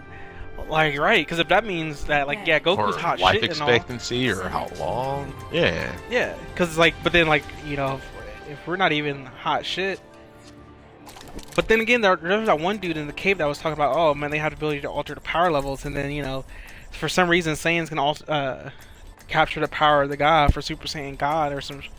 So I'm like, how many races in all these universes can do that? So do Universe 7 have like ultimate potential because of Saiyans? Like, and like, cause I mean, Right, that's what I'm saying. because this is our main make universe, the so curve, obviously it the red can't curve go unless the up, show ends. You know, like just Goku and Vegeta raised us up to like what, a 3.18 or whatever the hell, 3.86 or whatever. Right? Or we'll be down with like a 1 point something. Victory will be ours. But If it wasn't for Goku and Vegeta, the universe would have been gone. exactly, it's not even worth having. One. But yeah, so we'll see. Once I guess maybe they explain the whole mortal level stuff, or like I said, that's I don't really know entirely what's going on with that. Cause then that's what, and then they also said that the universes who are above 7 won't be erased. So now I feel like, okay, Are they competing or just? I think they're all Here, competing, won't be but erased. I think they're all competing, but win or lose, I think their universe still stays. Oh, so I that's guess- not fair. The objective So it's pretty much the tournaments. So pretty much it's like the universes with the lowest power level. It's pretty much them competing to see who won't get erased. Because they were going to get erased anyways. Because I guess Zeno was like having all these planets is annoying, or I don't know, or having all these universes like, you know, hectic or worksome, or I don't know. I guess it's just too much clutter. Having all the universes, so. So I guess all these universes, so those universes were get erased anyway. 'Cause that's what Weiss interjected. I think he kind of said something along those lines when he interjected. Pretty much like that these universes won't get destroyed anyways. They're just seeing who's going to be the last one to stand. Yeah. Who has, you know. Yeah, that's what it sounded like. But yeah, dude, that's fucking nuts. So pretty much, we're probably gonna walk our way at least 5 universes still. But who knows? Like I said, they may not. Yeah, which good.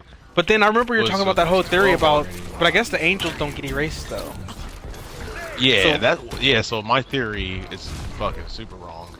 I thought it was the Daishikin, the Grand Priest, whatever his name is. He was going. The reason why he was going to be the bad guy to interrupt the whole tournament is because when Xeno erased those other 4 universes or whatever, when it used to be 16 or something like that. Yeah.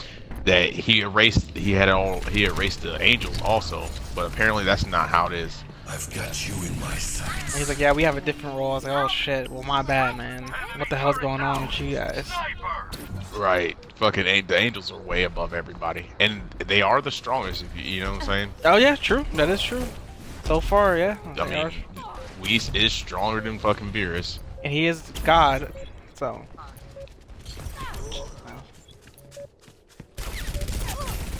First round lost. But yeah, well, that's that episode. Did you see the preview for the next episode? Yeah, I saw the preview. 81. Yeah, I kind of didn't want to watch it, but then I'm like, you know, fuck it, let's watch this shit. Because, you know, obviously Goku's about to fucking fight the last dude. And he's kind of fresh, you know, he had the little scarf. He's a leader. He's here to represent. He looks like the character to design first. Exactly. And they're like, let's give him space some the other minions. guys off him. One guy will use his, well, yeah, Hitmonchan, Hitmonlee. Alright, we'll just do poison. Basically. But yeah, I saw from what it looks like in the preview, it looks like that guy has some type of like super growth powers. Like he's Exactly, gonna be yeah. a giant. A giant wolf. So I was like, okay, right. At first I was Alright. like, maybe Goku's smaller, or is he a giant? But then I'm judging by everything in the background. Goku's small. Or that no, is Goku true. was regular size. I didn't double check that fact. What if he is shrunk? But I don't know. I just assumed, yeah. You I never know, assumed the these dude was motherfuckers are giant. cheaters. Yeah, that is true. That is true. Well, my thing is Okay, like, well, going. are they resisting to go? Like, is Goku gonna go Super Saiyan God, Blue, like all rips? Knowing Like, Goku, he's gonna take his fucking sweet time. he definitely will. But I'm like, well then, because who knows? Maybe they are fucking weak. Maybe that's what the mortal level mean. Because if Goku wins without going Super Saiyan Blue, then it's just like, well then, yeah, what the hell is going on? Like, maybe it is the whole mortal level. Well, I don't think.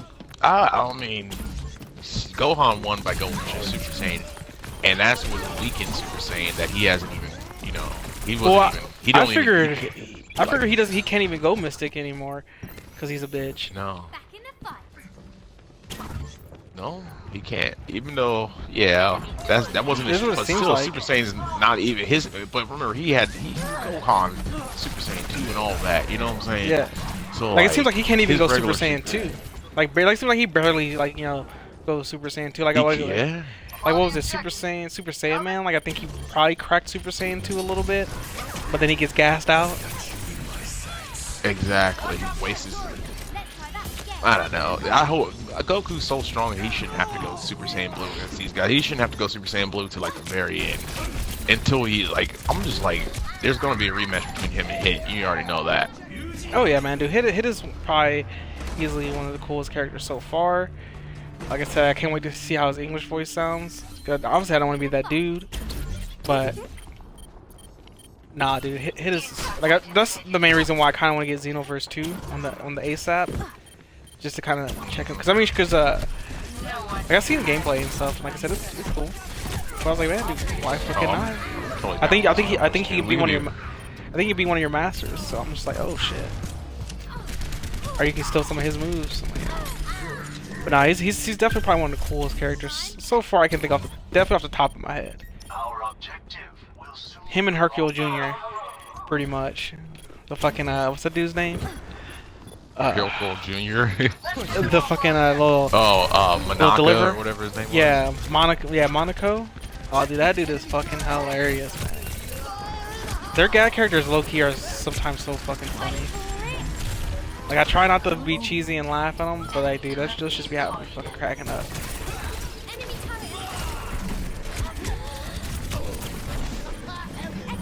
And then fucking Mr. Satan's in the freaking world with the gods and stuff, like getting knocked out and shit. Freaking out. I'm just saying, if Gohan couldn't go Super Saiyan 2 when the world's on the line, nigga, come on, dog. Come on, right? That's what I'm saying, man. He's supposed to be the hope. He's the son of Goku. Universe. Like, he's supposed to be better. Like, the whole point of, like, you know, Goku fucking being old and dying and shit is supposed to be like, okay, now Gohan's here to handle. What's the whole point of Dragon Ball Z? Just to be like, yeah, even he had a son that's not as cool as Goku. There can only be one Goku. That's all the show's telling me. But I guess maybe that is the point of the show. Basically, I guess. Yeah, I guess. Well, I mean, Oh my God! Look how he's talking to gods like they're friends. He doesn't show respect. He's so goofy and innocent, retarded. The basically, Goku charm. That's what this show's about. The Goku's charm. Goku's charm and his master of ki.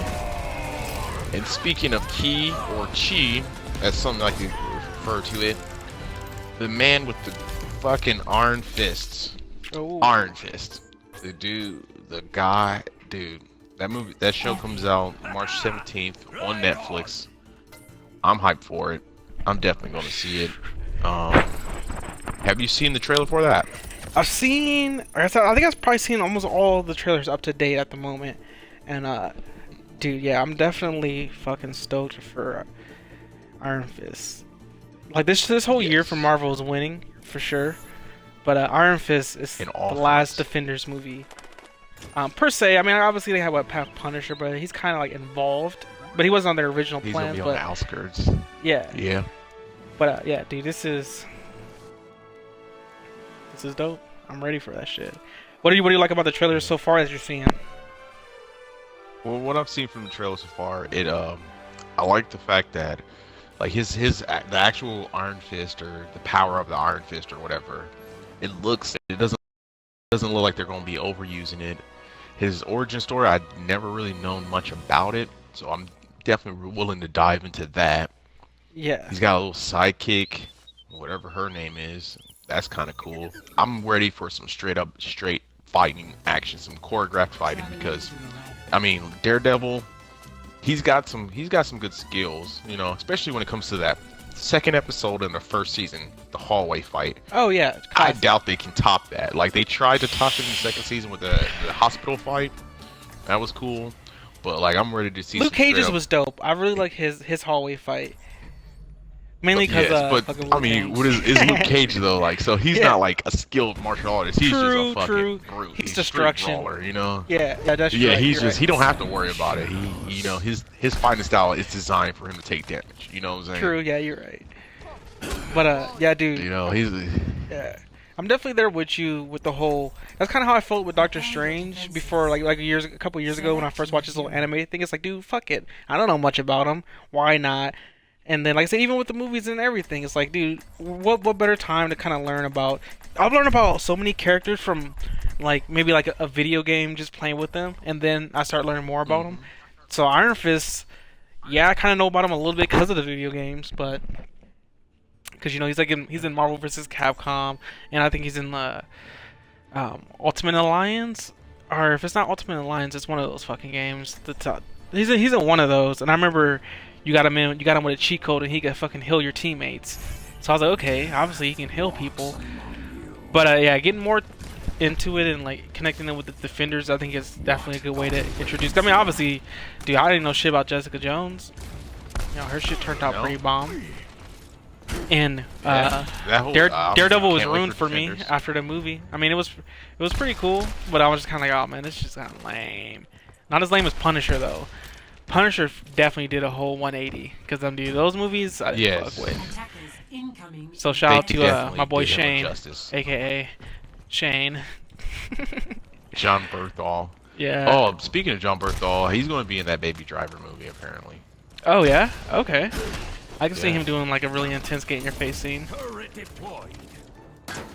Especially if he's part of Mafia. Exactly. But, yeah, Ironfist, and apparently, and Riz is directing an episode. I don't know how many episodes, but he's definitely for sure directing an episode of Ironfist. Yeah, I remember you said that, and I'm down for it. I looked it up, and I think it's episode. I have it right here. It's like 7 or 6 or some shit like that. And I'm like, oh yeah, dude, fuck yes, let's get this. Cause who knows? Maybe his directing skills are be even better like on a TV show. Cause it's just one concentrated burst of just, you know, coolness. And then, like I said, kung fu. If he scores it, because I'm pretty sure he's probably gonna have to be involved with the score. There's no way he's gonna be on an episode and not, you know, be involved with that. I can't imagine. Yeah, he's that. definitely doing music for. I definitely hear his music in the fucking trailer. So they're gonna have to put something in it. Yeah. So. But yeah, the guy they got playing for him. Oh, did you even hear about that controversy that happened when he was first cast for Iron Fist? Oh, the actor who's playing Danny Rand? No. What?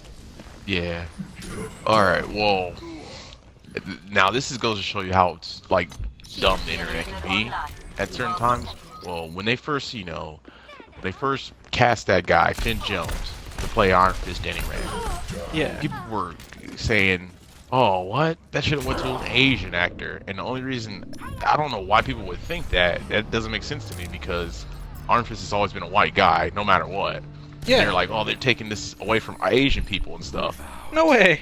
I did not hear about that. Yeah, people were going crazy. It was on Twitter. All on Twitter. It was like hashtag or something, like something about the casting, and then people were like, "Oh, he should have been an Asian actor." And I'm thinking to myself, like, that's even more racist, really.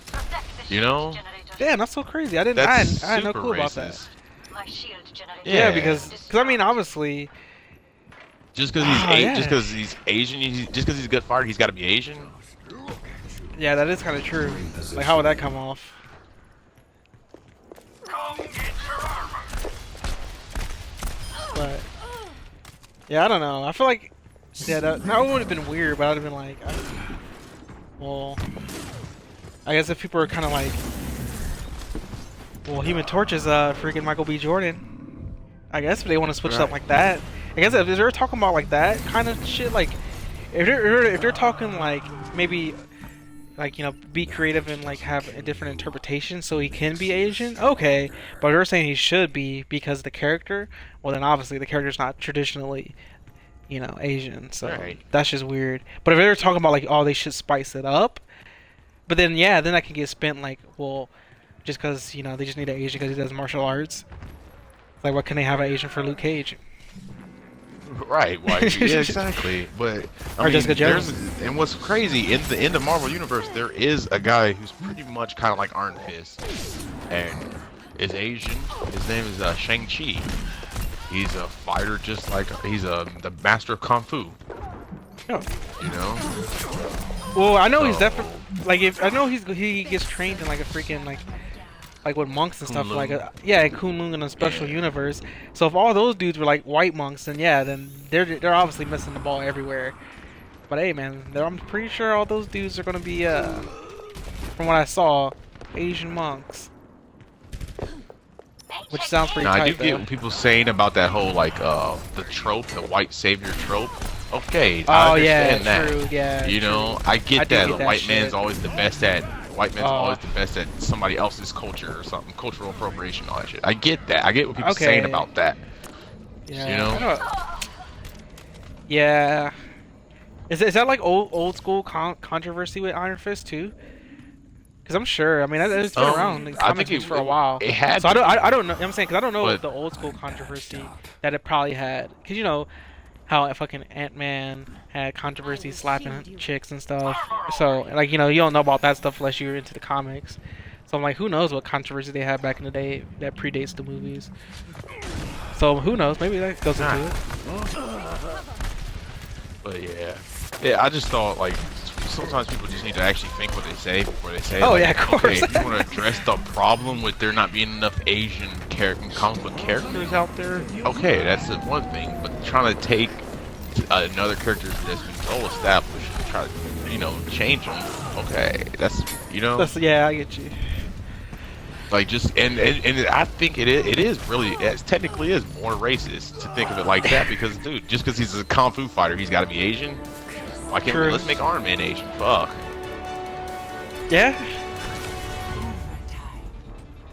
Because I mean, even before, I would say the riskiest thing not want to say risky, but it's like, I mean, I guess yeah, freaking Miles Morales, but it's not like they changed Peter Parker. They changed, No, yeah, they didn't get rid of Peter Parker to give us Miles Morales. Just like Ms. Marvel in the comic books, Carol Danvers, her name got changed to Captain Marvel, and now Ms. Marvel's is what, Muslim? Well, she Pakistani, I think she is. Yeah. Oh, well, she's American, but she lives in Jersey. You don't have to.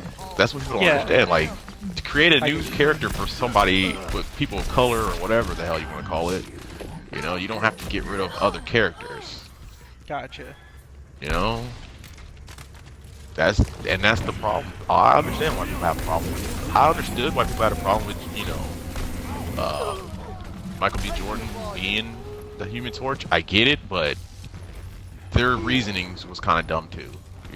It's all about the reason, not the intention. It's more the reason. I get the intention, but you got to have a good, solid reason. Yeah, I feel you. No, but the show definitely looks pretty dope. I can't wait to see. Cause I don't know, cause like I said, the more successful these shows are, like I said, it's just constantly changing the landscape of media. It's crazy seeing the evolution of all this stuff, dude. Like, man, it seems like so much new shit comes out to Netflix every day that's a Netflix original, and it's just like, it's at the point where you gotta change, like, your views on what you consider like a, indie, independent, like kind of like media and all that stuff, because it's not like it's devoid of quality just because it's not a major TV show or a network anymore. Yeah. So that's dope.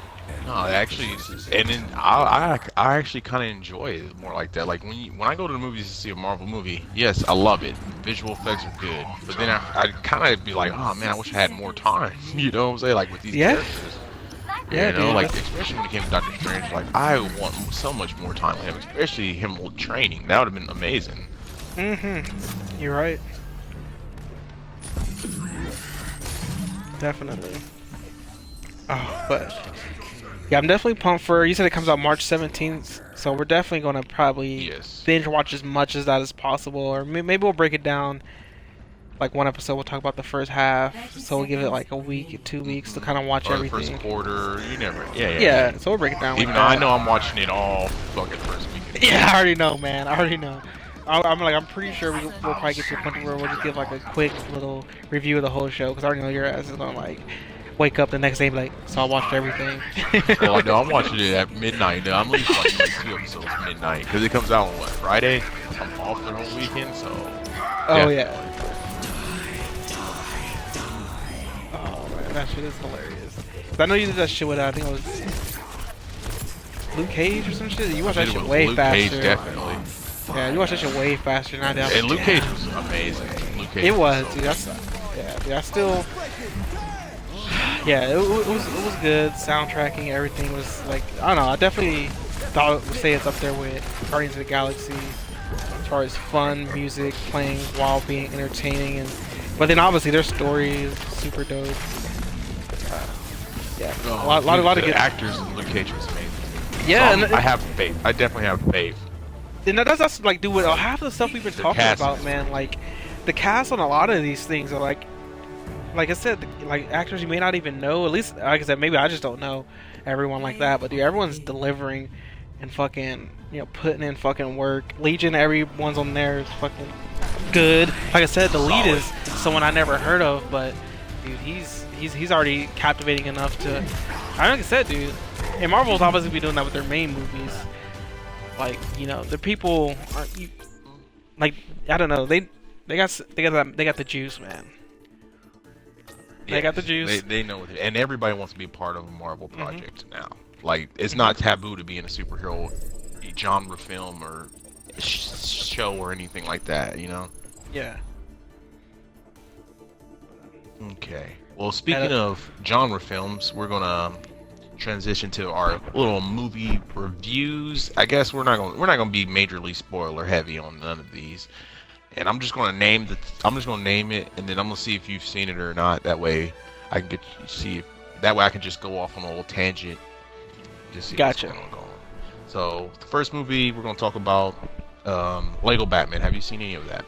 No, I haven't seen it yet. I did see the Lego movie Alright. though, so yeah, I'm hearing good things about it though from people. Go ahead. How you feel about it?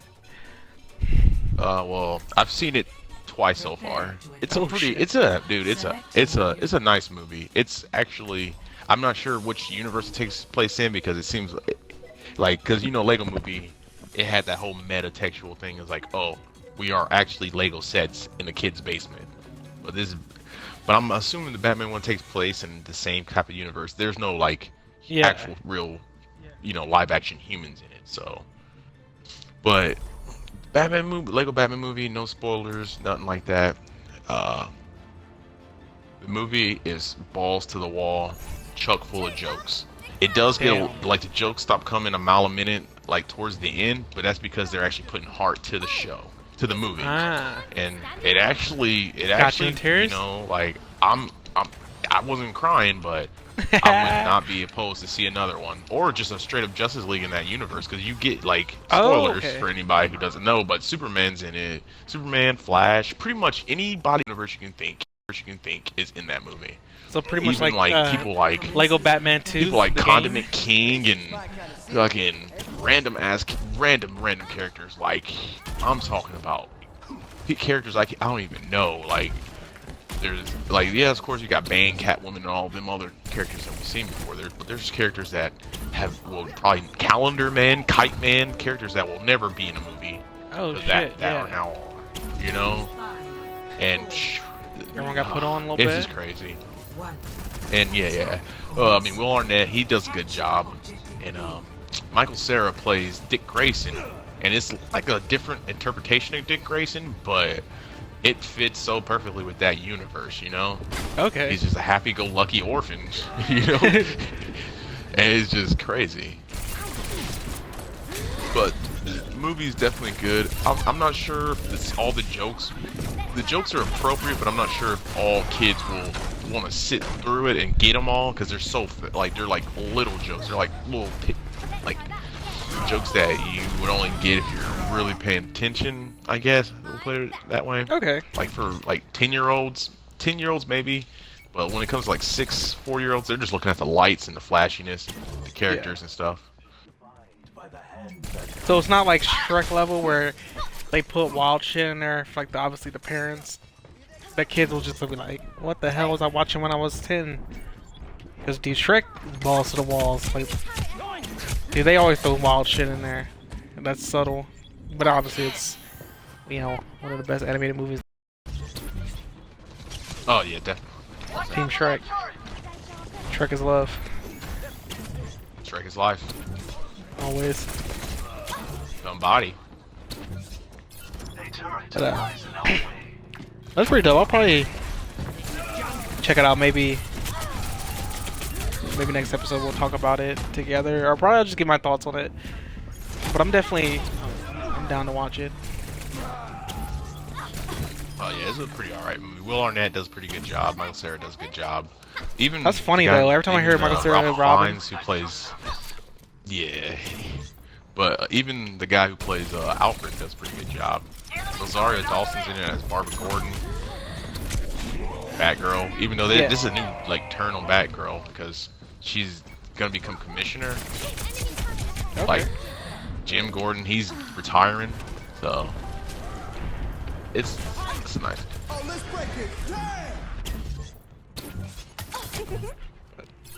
What's the next movie you got for me? Alright, well, so let's see.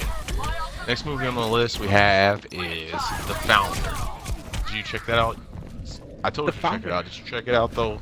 Yeah. Oh, no. I don't even think I looked up a trailer for that one. I didn't even know. That was about the company, right? McDonald's McDonald's yeah, company? it was about Oh, McDonald's. yeah. So, yeah, you were telling me about it. But yeah, I do need to fucking check that shit out.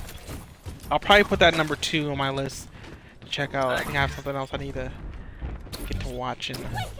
But yeah, from what you told me about it, obviously you said it was like a McDonald's movie, and like it sounded like to me it sounded like pretty much social. Like what's the freaking Social Network? Is that the freaking Facebook movie? I guess I'll put it that way. Yeah, it's like the Social Network, but for McDonald's, and it deals with the actual the real gritty reality of how. Yeah. Man, the guy who basically took McDonald's. It was like a local idea for a couple of guys, and then he just basically stole their whole idea and made it his own. Damn. So that's pretty much like the synopsis, and that's like a true story you said too, huh? Did it make you ever want to? Based on true story. You say fuck a McDouble after that? Yeah, but it made me just not ever want to eat McDonald's ever again. Oh, shit. I would have to fuck McDouble. McChicken's already spoken for. Yeah. That might have been viral marketing for that. You never know. Yeah, who fucking knows, right? 60 seconds remaining. Everyone loves the scumbags and the assholes. They're like, you know what? Hell yeah. McDonald's.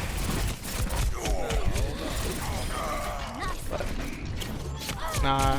So is it a? But You said it's a must-watch, right? Or you should watch it. it's a nice one of those movies you can watch with like your girlfriend, anybody. Like that. It doesn't for people who don't really like watching like any genre films, action movies, and actually want to I don't know. It feels like I wouldn't say Oscar movie, but it definitely has some crazy shit. Like Wolf of Wall Street, McDonald's. Wolf, yeah, basically, yep. It's not that like explicit. Wow, but they try to go there. You get to see. Basically, it's letting you know, like in America, if you're an asshole, you'll go far. You'll go far in this world. If you just really don't give a fuck about anybody else or their feelings or how to do, like, the law makes it to where you don't have to give a fuck about people's feelings to get shit done. Because basically at the end of the movie, he admits to like, oh yeah, I didn't come up with anything. I just took your idea and expanded it. But at the end of the movie, they settle out of court, and he just gives them like $1 million a piece. Bam. Yep. $1 million looks. I mean, I guess you could say that's not bad, but $1 million compared to the billions. But look at right? McDonald's. Exactly. One thing they drop on you in a movie is like. One thing they drop on you is McDonald's is the largest real estate holder in America. Damn. Because where all the franchises own, McDonald's, the corporation owns that land they're on. So they own the most land in America. Gotcha. Hey. So we live in McDonald land, is what you're saying. Pretty much. Basically, that's basically the point of that movie. Alright, so for the next movie, speaking of assholes and people with psychopathy and some type of fucked up personalities, Split. Have you seen that movie yet? No. We did go in depth about it a little bit, so definitely I want to suggest everyone watch episode 1, but come back to your boy on episode 3, and we're actually about to dive into that, because that is on my number one, I tease that, that's on my number one movies to watch right now. Because yes, I think it's gonna be. I've been trying to get you to watch for the last 2 weeks, man. Exactly. I replaced it with Legion. For the last 3 weeks. Because I didn't watch Legion last episode, so I did watch Legion, and that's what took its place. Legion was so worth it that I'm actually glad I watched it first. Because I'm going into Split, win or lose. I'm like, cool. I actually feel like I have a nice ass show to watch with Legion. And that's what I mean. It's always good, when you're busy doing your shit, And that's pretty much what this whole podcast is about, chilling with, with your boys in the BurgerMilk Lounge. It's like you sitting back. BurgerMilk Lounge. Yeah, time is infinite. So we're sitting in here in the Hyperbolic Burger Lounge, kicking it, But yeah, definitely Split is responding on my to popular list. Culture. Exactly. Definitely Split is on my list. Alright, well, since I already talked about that in the first episode, hint, plug. That's why. I guess well, that's done with all the little movie reviews. I'm just gonna talk. We're just gonna sit here and I guess list off some movies that we're kind of hyped for that's coming out soon. The first one I have, it's a movie that's actually already out in theaters. Came out Friday. Is the new Jordan Peele, the directorial debut from Jordan Peele. It's Get Out. Oh So yeah. tell me how you feel about want to go see that. Okay, so the trailer was actually pretty cool. I feel like I seen the screen grab for that, or maybe the movie poster before, but I didn't really know what was going on. But yeah, I just saw, Jordan Peele doing a lot of interviews lately, and I'm like, what the hell is going on? And then, like you said, it was directorial debut. But the trailer was pretty much, I think they call it a thriller horror movie, a horror film, or something like that. So I think that's what they call it. And dude, this shit is not only scary, actually probably looks legitimately kind of scary. Dude, I hope he really gets to shine. Cause dude, just from the way the trailer was edited, I was like, okay, this dude's gonna have some nice kind of cuts. I mean, Key and Peele is definitely a good show, and they definitely have like crazy dramatic moments where they they go full in with some of their sketches, like, at least production value and all that kind of stuff. Yeah, so you can see not the same like the I guess you could say the parallel, because I don't want to say it's the same the way the show was when I was watching it, because I definitely didn't think of the show when I watched the trailer. It's just that like I can see maybe the show times 10 when I see the trailer. From those portions when they do get serious and go like goofy ham. But nah, dude, it seems like he's about to have fun with this. I kind of feel like, is he like a crazy like scary movie head? Like, does he like a lot of scary movies? Because I don't know, man. Heard. Okay, because I'm like, he must have. Dude, there are some skits in Key and Peele that seem like, dude, this is some horror movie shit for real. Yeah, because dude, he must be like a scary movie fan. I at least I get that essence, because dude, a quick way to summarize what you'll see, it seems like a scary movie. It's like a black movie. It's like a black white people scary movie. Like it's definitely got racial. Like it's got definitely racial commentary. Come on, yeah, of course. Definitely. No, that's the whole crux of the movie. That's definitely the whole crux of the movie. Like, so it's not even like a weird thing. Trust me, it's pretty much. The main character is black, the black guy who's going to go visit his girlfriend's hometown, and obviously it's an interracial relationship, so she's white. So pretty much they're going to like some kind of suburban, city, and I guess his friends just like the Hamptons type, pretty much. Yeah, and then he was like, oh man, his friends like, oh man, a lot of people are going missing up there, a lot of brothers. So obviously they're gonna be comical with it, but then again, like, dude, it's so fucking funny because it's just like, because they're gonna scare. I see them scaring you with the funniest stuff, like, I don't know, like I can see them doing a jump scare, like, do you want some wine? And it's just like, I don't want no crackers and wine. Dude, I would say from the trailer, the one funniest part was when the dude's just running full sprint at him, just, and then he takes that hard ass right at the last second. Yeah, that had me sold on the movie right there. That's pretty much, I was like, yeah, I'm definitely checking this out. I think the end of the trailer gives a little too much away, but I'm still, if that's the trailer, then the movie is gonna be insane. Yeah, it's gonna be insane, but still funny. I think he's gonna find a way to do. It's gonna be really tense, emotional roller coaster tense. Yeah, but it's still gonna, like, obviously it's gonna have sprinkles of funny. But even if it doesn't, dude, it's still gonna make you probably laugh for sure. But nah, dude, that's definitely seems like a pretty dope movie, man. I'm actually excited for that one. Yeah, it's gonna be a nice balance because he's got to find a way to do this movie without pissing off a lot of people. Of course, yeah. Well, so, like, you know what I'm saying? I'm sure they're gonna have the not all white people are bad so people at the end of the movie at some point. Exactly. Because I mean, because if not, the movie wouldn't be a major motion picture film. It would be at Sundance or some shit. But nah, it definitely seems like a dope movie, man. And it seems fun, especially for a debut. I bet, like, you just need to get something like this off your chest, man. Like, so like I said, just because it's a debut, obviously, I don't take people as amateurs. But dude, hopefully he can have fun, man. Because I like when people like them make movies like funny TV show, kind of diverse. Like even freaking like I said, watching the Marlon Wayans films, like the ones like he directed, produced. Dude, they're still fun to watch, man. But they're fucking like, and like I said, they've all been kind of with the Haunted like Houses. Shades of Black. Oh, I didn't see that one, but the like, Okay. hey, I didn't see that one. Alright, You Haunted seen it? House was funny. The first Yeah. one was funny. I don't think I've seen the second one. No, actually, I've seen the second one. Yeah. Second one's when he's fucking the doll, right? Yeah, this dude fucking wild. I couldn't handle that right there. I couldn't handle that. Yeah. I'm like, nigga, what are you doing? Right. He's going in on that, dude. That was the most explicit sex scene. Like, Exactly. he was sweating and shit. Dude, But yeah. taking drink breaks. No, that dude is whole. But I'm saying, but like, hey, but dude, that's his fucking movie. He made it the way he wanted to do it. So like, hey, dude, Yeah. hell yeah.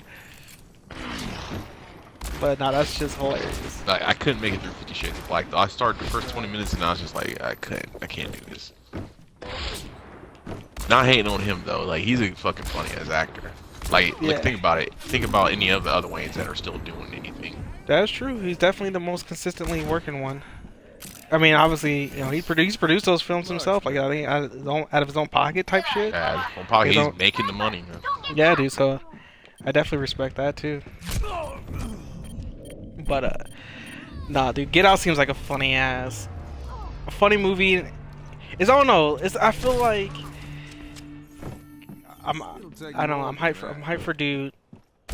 I feel like I'm definitely gonna watch it just to support. It's like one of those. Why not? I can spend my money on worse shit, good or bad. I'm like, it's like, you know what? Here, check it. I'm here to check it out. Yeah. But then, like I said, exactly. but then, I'm like, not opposed to it. yeah, and then underlying, it's like it's still kind of, it's still inspiring too. It's like, dude, yeah, fuck it, like don't get pigeonholed and like just doing TV. Always, think of a next challenge or obstacle or something to do. Like I said, man, he did that show for years, and he probably was itching to make movies, but it's work and it's time and consistency. So, and like, what didn't these dudes come from, like fucking Mad TV type shit? Like, sketch like Key and Peele and all them? Oh, Jordan Peele and Keen Peele, yeah, they definitely started out on Mad TV. Yeah, Well, from what I know, yeah. Exactly, right. So, and I'm talking, and that wasn't. They weren't even like the original cast. They weren't even the second original cast. They were like the third cast, Yeah, like so the third set of cast. So, Hey, man, like so the people who made it get like fucking canceled. yeah. You know, Like I said, man, so it's like, but they hey, still had some movies. it's like I said, keep your head down, keep sharpening your craft. A lot of I saw. I was watching an interview of Ari Spears trying to say like that Key and Peele are the white people's black comedians, basically. I was like, damn, that's kind of fucked up. Yeah, I like. Like they're white people But it's friendly, I guess. I don't know. But it's Ari I Spears get saying it. this, so So you hear a little salt in it. Yeah, I know what you mean. But I mean, like I yeah, said, he said he had to be. I do get what he's saying, but it's like, man, can they help it though? I don't know, man. It's like when those people are just like, dude, like, why do you talk like that? Or it's like, oh, dude, you know, like the whole, Yeah, talk white thing is they like, can't dude, help. hey, what if they can't help that shit? They can't help it. They're just, more Articulate acceptable. the way they are. Yeah. And then, I mean, like I said, they are like mixed too. So it's like they got freaking real grandmas or grandpas that are like, white. So it is what it is. But obviously, it is. I know what he means though. I don't know how he exactly said it though. So I would have to. Yeah. I mean, he did say he had to be careful how he answered it because he don't want to think he's salty like you're saying, or he's jealous or nothing, I mean, because I'm pretty sure he gets that pretty quick though, just because some of the stuff he said in the past. So I understand his. I don't know. I just listen to people and let them talk. Fuck what you said yesterday. Right. I mean, obviously, it's, I things you say, hold totally you to your get what words. he's saying though. Yeah.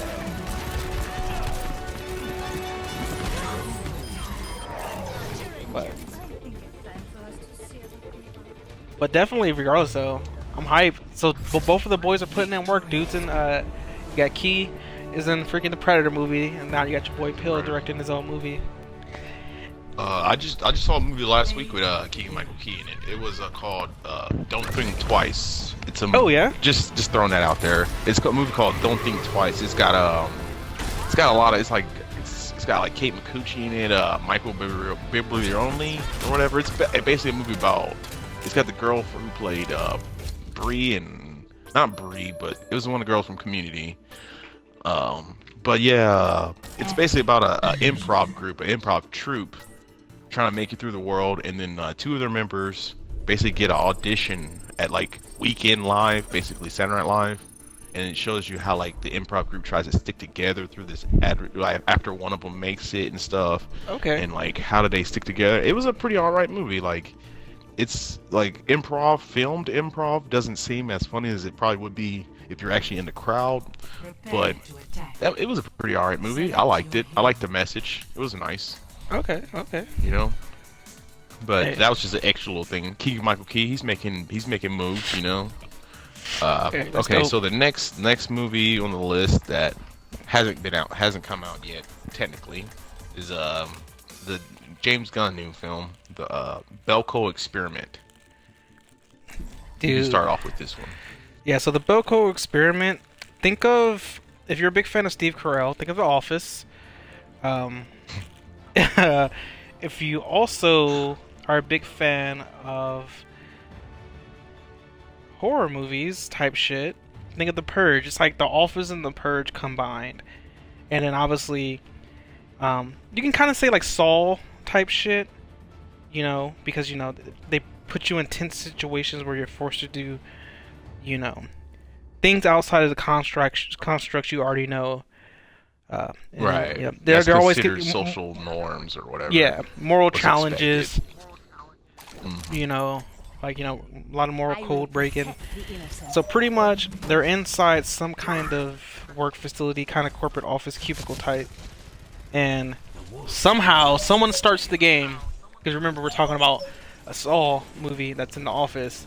So someone starts the game somehow, and blows someone's fucking head up. Because, you know, every worker that gets hired there gets a chip in their head. Because, you know, that's normal. But Right. and they're pretty much saying like they pretty much start securing the facility where they're working at to pretty much become a prison or, you know, war dome. And it starts off with like, if you guys don't kill 6 of your coworkers, we're gonna kill 12. So then obviously they're just like, yeah, whatever, you know. And then that's when I think the first guy's head blows up. And then they're just like, okay, so now they fucking mean business. Whoever it is watching, Good, the almighty good. voice, the Shit's almighty real. guy, yeah, so shit's real now. So then obviously you could say the protagonist is gonna be like, you know, the one that's like, you know, guys, let's not, you know, kill each other. And there's always gonna be that one dude that's just like, fuck this shit. And he's gonna be the first one with a stapler, throwing that shit across the office. And push pins, oh yeah. Be careful around the coffee, someone's gonna splash it in your face. Hot as fuck. Like, so they're pretty much gonna be in an all-out war. But then obviously the trailer, it doesn't give away too much, but the trailer it shows some graphic stuff, and then next thing you know, you hear the trailer says something like, if you don't kill 20, we're gonna kill 40. And I'm just like, well, first off, how many fucking people are in this building? You know, payrolls must be ridiculous. That's why they just said, you know, fuck it, these guys ain't doing shit for us, let's get them out of here. But then I'm like, okay, confirming they're gonna kill 6 people off top. It definitely seems like it's gonna be a movie that you can expect to spiral out of control and get wild as fuck really soon, which doesn't sound like a bad movie technically, because it's definitely probably gonna be way better than the Purge movies or anything like that I've probably seen over the last, you know, few years. Like, because I'm saying the Purge movies weren't like bad, but not, you know, because if you can mix all those elements like the Saws and all that shit, I'm like, you know what, James Gunn. No, Exactly. it looks, the movie so far from what I've seen from the movie, What's it the does name? look, it looks definitely good. I noticed there was a couple actors in there that I've seen. There's the dude who plays Dr. Cox in like Scrubs. Oh yes, dude. He's in there. Yeah, so, yeah. I couldn't wait to start saying. I don't know if you watched. because he's definitely I going don't to know be. if you watched Silicon Valley, No, but there's a Big Head from Silicon Valley. He's in there. Okay. But yeah, Dr. Cox being in there is so perfect because, you know, he's definitely that office prick, that in that situation you're like, because you know, I mean, that you already know everyone who watches that movie will go back to work like, yeah, if some shit like that happened, I would fuck you up. You the first one to go. Yeah, basically, just like how the Purge. Yeah, of made people course. think. Uh-huh. What would I do? Because, dude, the Belko Experiment has happened in everyone's mind who works in America. If you have a 9 to 5, you've lived the Belko Experiment in your mind. No one can hide from my sight. Because at one of the places I worked, we even had this concept that we call it the office, which was pretty much like, you know, one of the 3 rules of the office was, you know, obviously, you know, can't be discussed. But pretty much the office was your Belko Experiment. I was like, yo, who would you bring into the office? But exactly. So there was a concept to do what? Who would you kill in the office, or who would you just bring to the office? it was just gladiator style, like, you know, Oh, okay. fisticuffs. Damn, I Gladiator almost style had in you the now. I'm office. trying to heal you. Yeah, I know you totally missed You're me. running. It's all good. But no, So you come or around the someone, corner. or someone's obviously, you know, they're just like so. You know, people always had, you know, work beefs and all that kind of stuff. So it's definitely a lot of people are going to be like, "Oh yeah, man, that shit is crazy." Nah, it seems like a cool movie, but yeah, Dr. Cox is like definitely the office prick character. Like, you don't even like, he has to be that character already. So you can see him being one of the first people to get ready to break. Like, dude, fuck this. My head is not getting to explode. And then, you know, you can see him snapping you can see, somebody's neck real quick. yeah, you can see him being the initiator of the aggressive side. At least one of the few people in the office that will do that. He's not trying to have peace. He's trying to get this shit over with so he can go home. Let's get these 6 lives done with. Let's bounce. But no, it definitely seems like a crazy wild movie. I mean, My team needs me. what? I mean, I like mean, said, it's James Gunn, so I definitely trust it. Oh no, yeah, like. Because there's the only movie I've seen of his besides Guardians is a movie called Slither. And that movie is pretty fucking crazy. I would have to double was check with Slither because the fucking name crazy. sounds familiar. I'll have to double check what the fuck that movie is.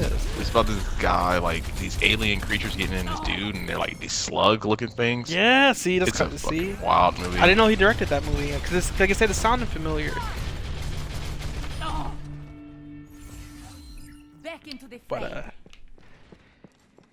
but no, yeah, definitely. You said James Gunn, like, you know, he's killing it with the Marvel Guardians of the Galaxy films. So I wonder what like Yes. the schedule is to shoot because, I'm you glad know, this obviously is that escaping movie's my coming out. mind, He has 2 movies off ribs coming out this year. So I wonder what the filming schedule Yep. is like that. You know. Because obviously, I'm sure. I don't know. I just don't know. I kind of wonder, like those are kind of just. I don't know. Maybe it's common knowledge for some people. I just kind of want to know, like, how does he balance, you know, filming? He has, like I said, 2 movies that he directed comes out this year. So, like, what's the planning process? Like, how do you accomplish that? Feeling enough. Obviously, this movie looks a little bit less hectic than you know, Guardians. Like, obviously, it doesn't seem like they probably recorded this as long as they recorded that. And then, so, like, it kind of also reminds me of like that one Cloverfield movie, that second Cloverfield movie. And like, I didn't watch it, but wasn't that like a J.J. Abrams movie? And then he still did, like, you know, all the other shit movies, like all the movies he did, like Star Wars. 10 Clover. You talking about 10 Cloverfield Lane? Yeah, because I mean, just from like No, he didn't direct that movie. It was actually a movie called. It had a different name, but then they said it fits the Cloverfield universe, Okay. so they Enemy turret destroyed. just put 10 Cloverfield Lane on it, put the Ah. Cloverfield name on it. They gave it that Cloverfield boost. Oh yeah, of course. Cause yeah, I mean, like I said, from what I saw, like most of that movie was like kind of like in a bunker. So I'd imagine shooting a movie Enemy like turret that down. can still be cool and crazy and compelling, but like it's not as crazy as, you know, green screen stages and, you know, and like all that kind of stuff. Right. You know, like that shit's just Health crazy. restored. But yeah, okay. Well, we have one more movie that we have to talk about that's coming out. Nice. And I'm pretty sure if you know us, you already know what this movie is. It's Logan, Yes. comic book movie that I'm like low key. It seems like March these last couple years have been prime like movie slates. It seems like we don't even get like summer's happening faster and faster and faster. Yeah. Now it's happening in I know what you mean by that. like because what 2 years ago was Kingsman, last year was Deadpool in February. Yeah, it was So, the Valentine's Day, and right? now this year is yeah. Watch out for that Yeah. door. System repaired. Checking in. Yeah, that's definitely So dope. it's so like I'm definitely hyped for this movie.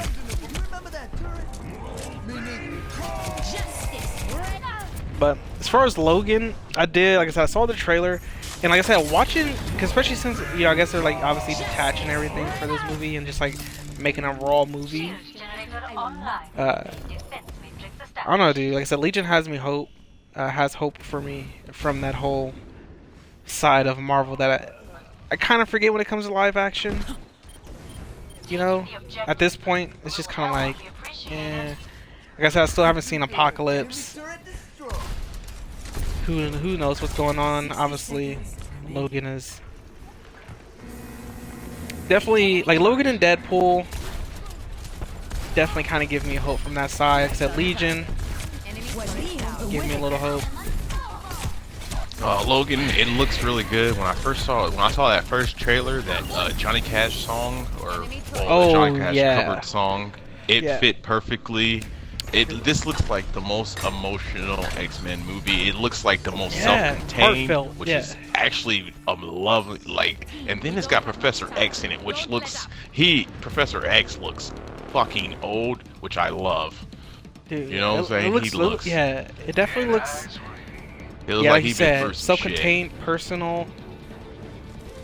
Shit, even Wolverine looks rough. And, you know, at that point, for Wolverine was old, you know.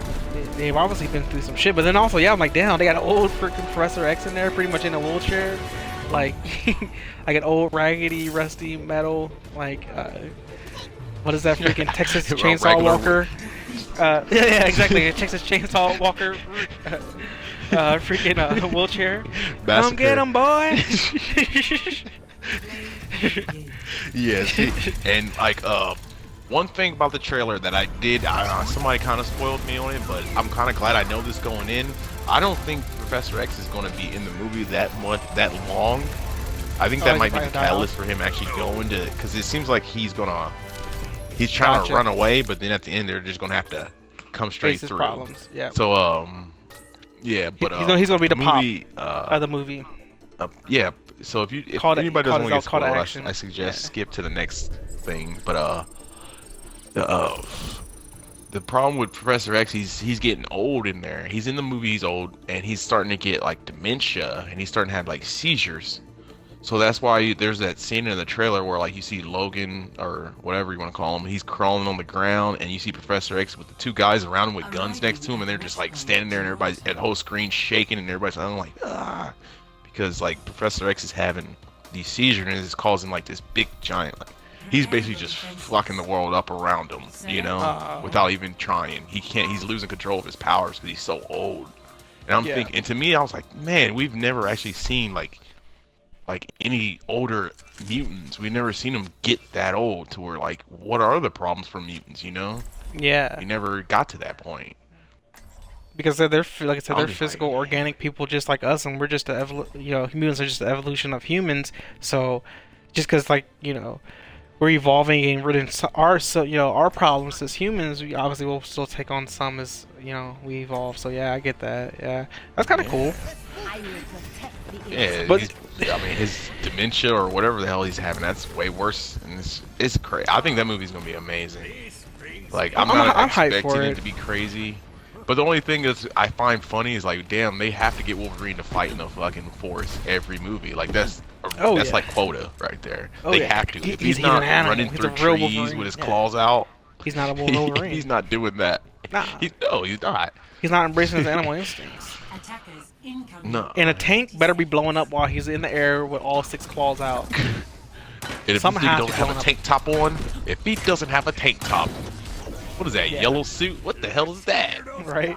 That yellow kid. What the fuck? But it is crazy though, People because don't I'm wear kind of that. like, you know, because I guess like, you know, all mutants seem like they're gone or extinct or they lost the battle, and obviously Wolverine can just like outlive disaster for more or less, because you know he's been that's around the for ages. Problems of being pretty much immortal. Yeah. You see everyone suffer, and then you outlive the, you know, the hardship just through time and pain. But yeah, it is kind of crazy because like, oh shit, what happened? Where's everyone at? Oh, Obviously- but another thing, and another reason why I think, like, since you said this is it's another reason why I'm like, yeah, this has to be its own universe is because I believe it's in the second trailer we get to see that the girl who's gonna be playing X-23 or whatever, she's got like X-Men comic books with her. So in this universe, they have like the X-Men are like a superhero already team existed. with Yeah. yeah, but they have their own comic books and shit. It's like, what the hell? I Yeah. wonder how far. I'm pretty sure they said this is 2030. Pretty sure that's what they said yeah. this was. But Xbox shit could have been Not going too on in far. like the 50s, so you know. You know what I mean? So, you know. Exactly. So I was just like, yeah, this is crazy. Anyway, but that's pretty much it for the movies, and that's pretty much it for everything I had written down. We can Oh, I did want to go next into- topic is just usually, yeah, go ahead. I did want to go into one movie because I know you had a list. But one movie that I don't know if we talked about it on the last episode, but we can't talk about it in this because I did see a trailer. I don't know if it was new, but it was a fucking new Power Rangers trailer, dude. I don't know if it was new, but I just saw a trailer the other day. And yeah, dude, how you feeling about the Power Rangers, the new one that's coming out?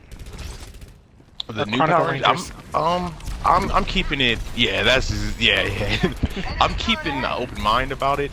People were saying they love the suits. I personally don't. Yeah. Like, I don't personally. I don't love the suits. They're not as bad as they could be. Yeah. But no, I mean, I'm an old school, Power Rangers fan, and those like the movie suits when I first saw those on the screen, and I knew those weren't the suits from the TV show. I'm like, no, these aren't. And I'm like, these are brand new. They're fucking nice and shiny. And then the ninja suits on top of that. Come on, man. You can't get. They couldn't get any fresher than that. Dude, my goal You know? before I perish, is definitely to dress up as Halloween as one of those ninjas from Power Rangers. That was always my goal as a kid, but I'm like, dude, fuck it. I can wear it now, be fresh, and then I'll just fucking learn how to do some kicks and shit. Full meta. It's cosplay now. It ain't, Do it ain't dressing the up. What super you talking about? the double-footed twirl kick. Oh, Like the Tommy does. Yeah. Like where he puts his feet out, he gonna jumps, get stretches wires. his legs out, and just starts spinning. Drill Just kick, starts yeah. spinning. That's the best. Like, what the hell? Like, And then, Jesus, that's then someone gets fuck bicycle physics. kicked until their chest explodes. What the hell? yes. Yeah, it was whoever wasn't the Yellow Ranger who did that. Possibly, but I Or remember something. just What is kicks one to of the them? chest. I just remember yeah.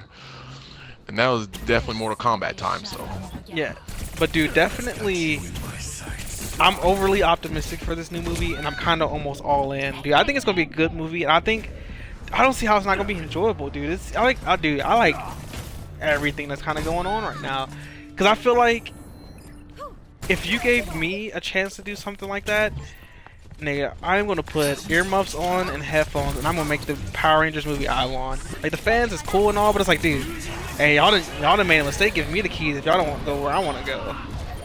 So Yeah. I appreciate him, like whoever's directing it, just doing what they want. 'Cause I mean, like Yeah. even I Michael mean- Bay, like he's ruining movies, people say, but I'm like, dude, if he's I was doing in what his he wants to shoes, do. I would do what I fucking wanted as well. And plus, and another thing, he makes fucking $1 billion per movie. So like, dude don't give a fuck. Yeah, they don't care about your Motherfuckers Still fandom. gonna go see it. So But I get it though. they 'cause can't fans really, do start everything, which is crazy.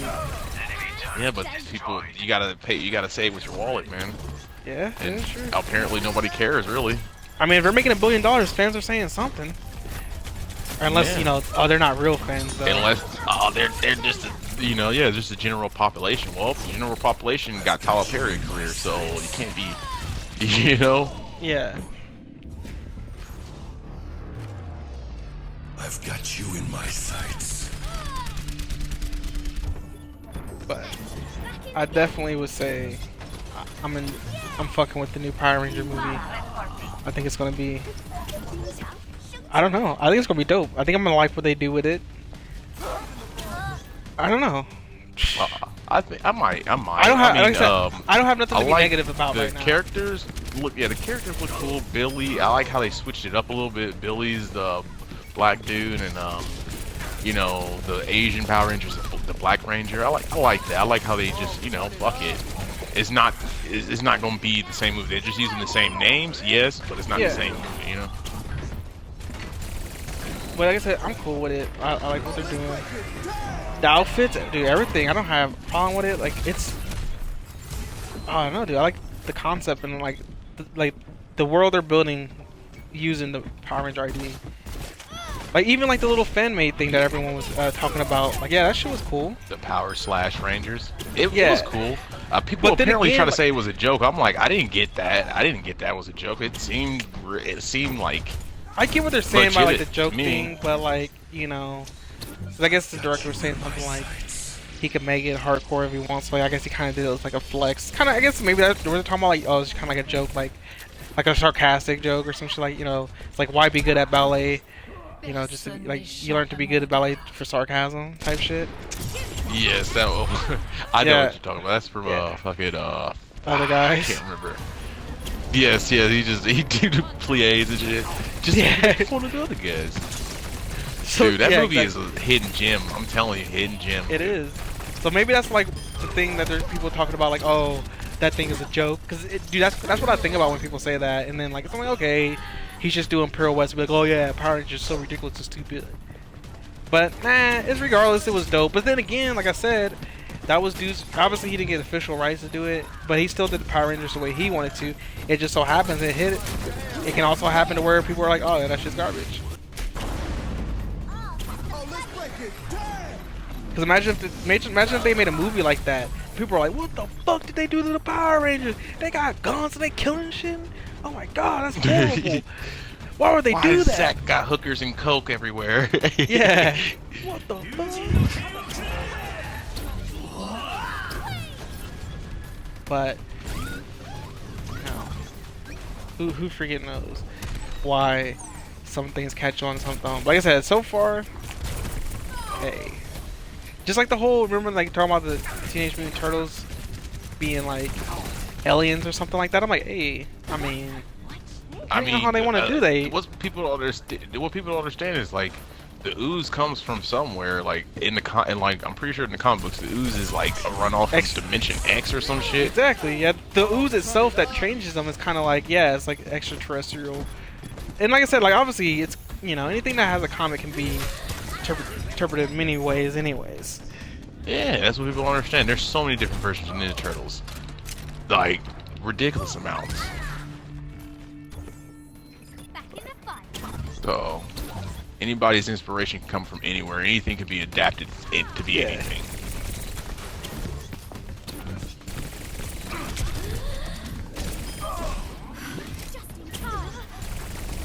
But definitely, that's pretty much all I wanted to throw in there. I'm definitely stoked for the new Power Rangers movie. I don't see how it's not going to be a good movie to watch at all. I think it's going to be. Like I said, we're going to probably be watching like, all this other stuff. Cool for it. It's probably one of my it can't be any worse than the Jim and Holograms reboot or whatever the hell that was supposed to be. The Jim hologram. What? Jim and the Holograms. What the hell is that? That movie came out like last year. You know it's like some old cartoon that they made into a movie last year. It's about these girls who sing or do rock or whatever. Yeah, I never heard of that shit at all. Damn. Yeah. It's basically like it came out around the same time like He-Man and all that shit was out. Gotcha. But I did see, and on one of the trailers they had Zordon, and I'm like, okay, I ain't mad at it. Zordon he looks straight. He looks alright. I ain't mad at it. I don't know. Like I said, I'm getting jiggy with it. What I'm saying, it's cool. 10 seconds remaining. I've got you in my sights. I'm down for it. I'm definitely Especially down. nowadays too. I see so many like, you know, fan-made things These dudes are about like, you know, Dragon Ball Z and like all this other stuff. It's like, hey man, if you Alright, really but don't like I the way I can't people give are it doing- evolution. I can't get evolution of past though. Like, come on, What's I evolution? can't give that. Oh no. Yeah, I mean, Dragon nah. Ball evolution. Hey, it is what it is. Homie tried something and it flopped. You take that risk when you be a part of something and you craft. Hey, Yeah, you're right. but imagine how hopefully, regardless of the reception, hopefully the director's still satisfied with at least his vision and his product. I think that's more important. Well, it sucks when obviously they're playing in the sand and it affects, you know, our castle, but it's all good. You know, at the end of the day, fuck it. They gave homie a shot with the license. You got to think about it. You know, 1,000 people You know, approved on that movie. there's an actual Dragon before it Ball. went through. There's actually a Dragon Ball Evolution video game. I No, think- honestly, I didn't have a problem with the redesigns for that movie or nothing like that. I just had a problem with the story. Like the you know, Yoshi, Master Roshi was cool. Krillin The was girl dope. played Bulma. The way they did capsules. Krillin wasn't in that movie. Exactly, he wasn't. I was about to say, like, hold on, what? He's the best, the most perfect thing about that movie. Something they didn't touch. I will protect the innocent. They did fuck up on that. Like, you can't call it Dragon Ball without fucking Krillin. That is a little weird. That's But the yeah, I thing. know. They try to. At first, I was confused because I didn't really watch Dragon Ball like that, or I didn't watch it to the end. So I didn't know Piccolo was a villain at the end of the movie. I didn't know at the end of the series. I had no idea of that. So when I heard they were making Piccolo a bad guy, my first instinct was like, "What the fuck?" Hey, dude, you're a Dragon Ball Z person, which is cool. Like I said, I definitely learned backwards after Dragon Ball Z. I definitely caught up with Dragon Ball. And like I said, dude, I got homies who are catching Dragon Ball Super right now, and it's dope because like you even have kids now who I think about like, oh yeah, dude, they freaking get to catch this, but then they get to go back and watch, you know, Z and Super. So, dude, it's still dope. Like I tried watching Dragon Ball all the way through. It was kind of too slow. I was a little bit younger, so maybe I can be like, you know what, now it's a good time for me to maybe slow down and just sit back and watch it. But dude, I tried watching it. It's hard after watching Dragon Ball Z. It's so slow and boring. I think it's easier to go watching Dragon Ball Z if you first watch Super though. The first two arcs of Dragon Ball is nice though. I do like the first two arcs of Dragon Ball. Like I think it's the first one is like when he's on. They're just looking for the Dragon Balls, and then the Red Ribbon Army. But then after that, I just couldn't keep going. After the tournament, I think it's after the first tournament when you see Master Roshi, like he calls himself Jackie Chan or some shit. In that suit, yeah, something like that. and he blows up the fucking moon. Oh yeah. But yeah. Okay, well, next thing on the list is just games, and that's after that. I'm ready to. I mean, we're done. Yeah, dude, we've been filming for it's probably just like last time, dude. It's about 2-hour podcast every time we talk, which is cool. You It know? happens. People have tangents, drives. man. You know, people have work. It's Watch cool, out for that man. tree. You know, you know, it is what it is. You know, it's always good to have something to listen to in the background. You know, Yeah. so you know, I'm not too worried. It's not crazy. It's always cool, but games. What did you want to bring up? Something that's upcoming, something that you're digging right now, something we can look forward to. There's no script, there's no guidelines, there's any. Well, I guess I can. Since you gave me the floor, I can get There on we my go. little soapbox and say a little something about a game that I'm kind of interested in. That I could have played the beta of it this weekend, but I didn't feel like spending time downloading it just to play it for 2 days. Yeah. Which is mostly the problem with these betas. But the new Ghost Recon WoW lands. I know I saw it at E3 and it looked actually pretty nice. You know, it looked pretty much just like the Division, but it's way more open world. I definitely.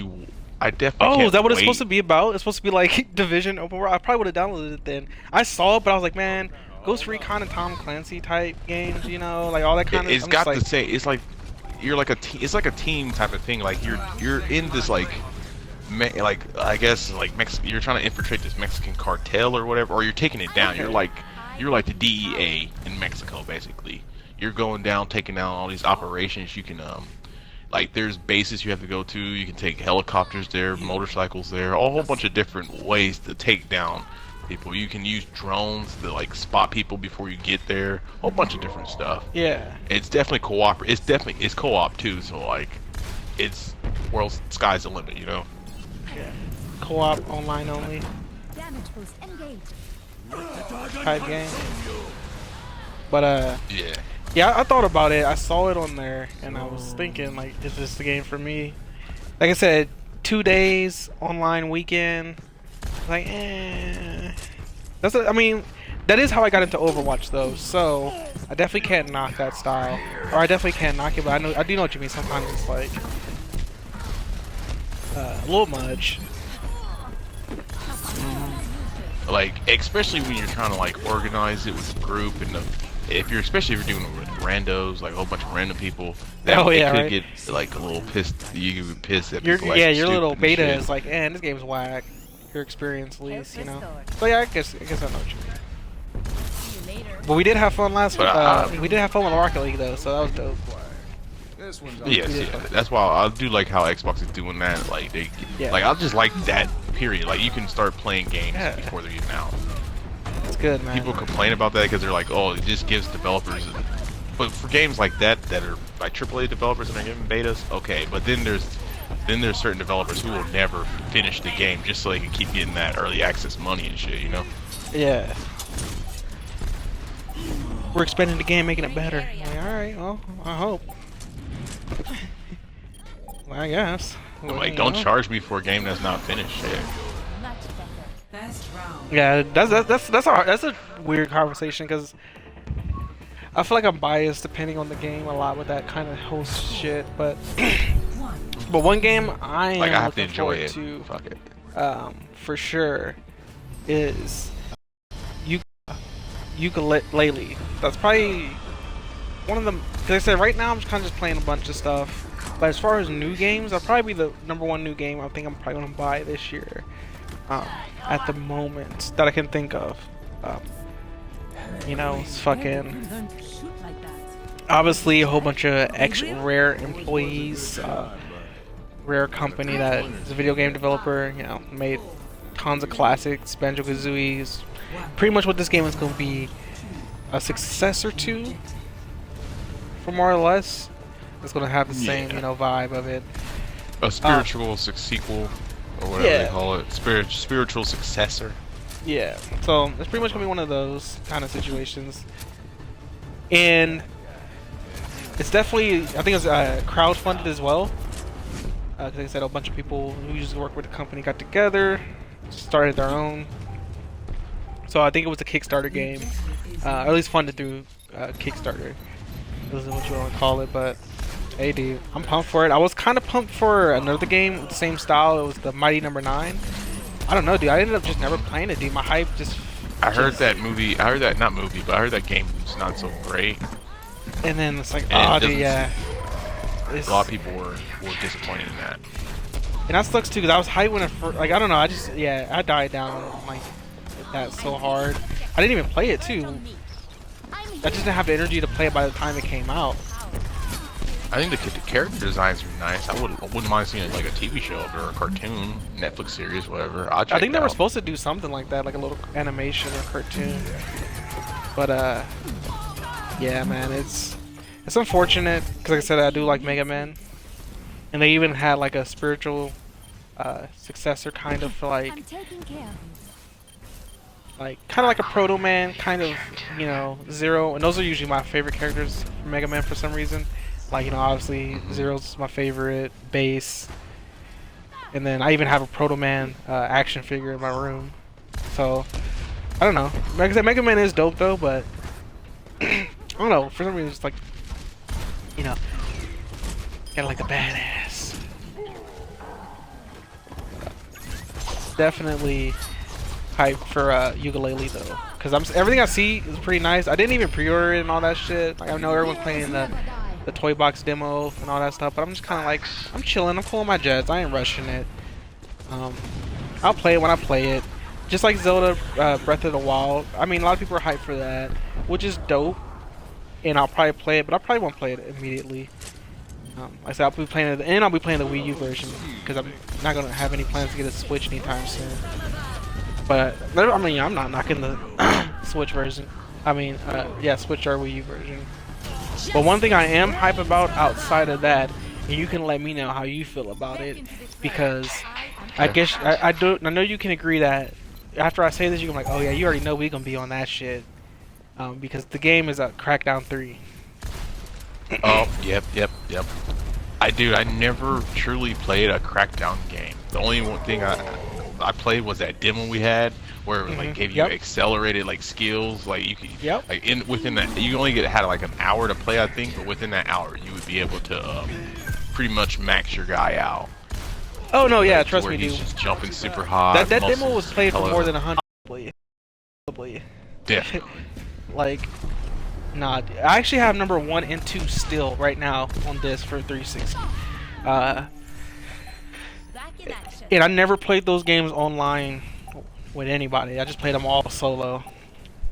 Sad world, man. Like that's another reason why I still have those games to this day. 'Cause I just want to play them online, and like the way, because number 2 online changed so much, and it seemed like it was so much funner than the first one. And the first one wasn't even bad. It was just a step in the right direction. Dude, yeah, number 3. Now since everyone's all on Xbox, legit for sure.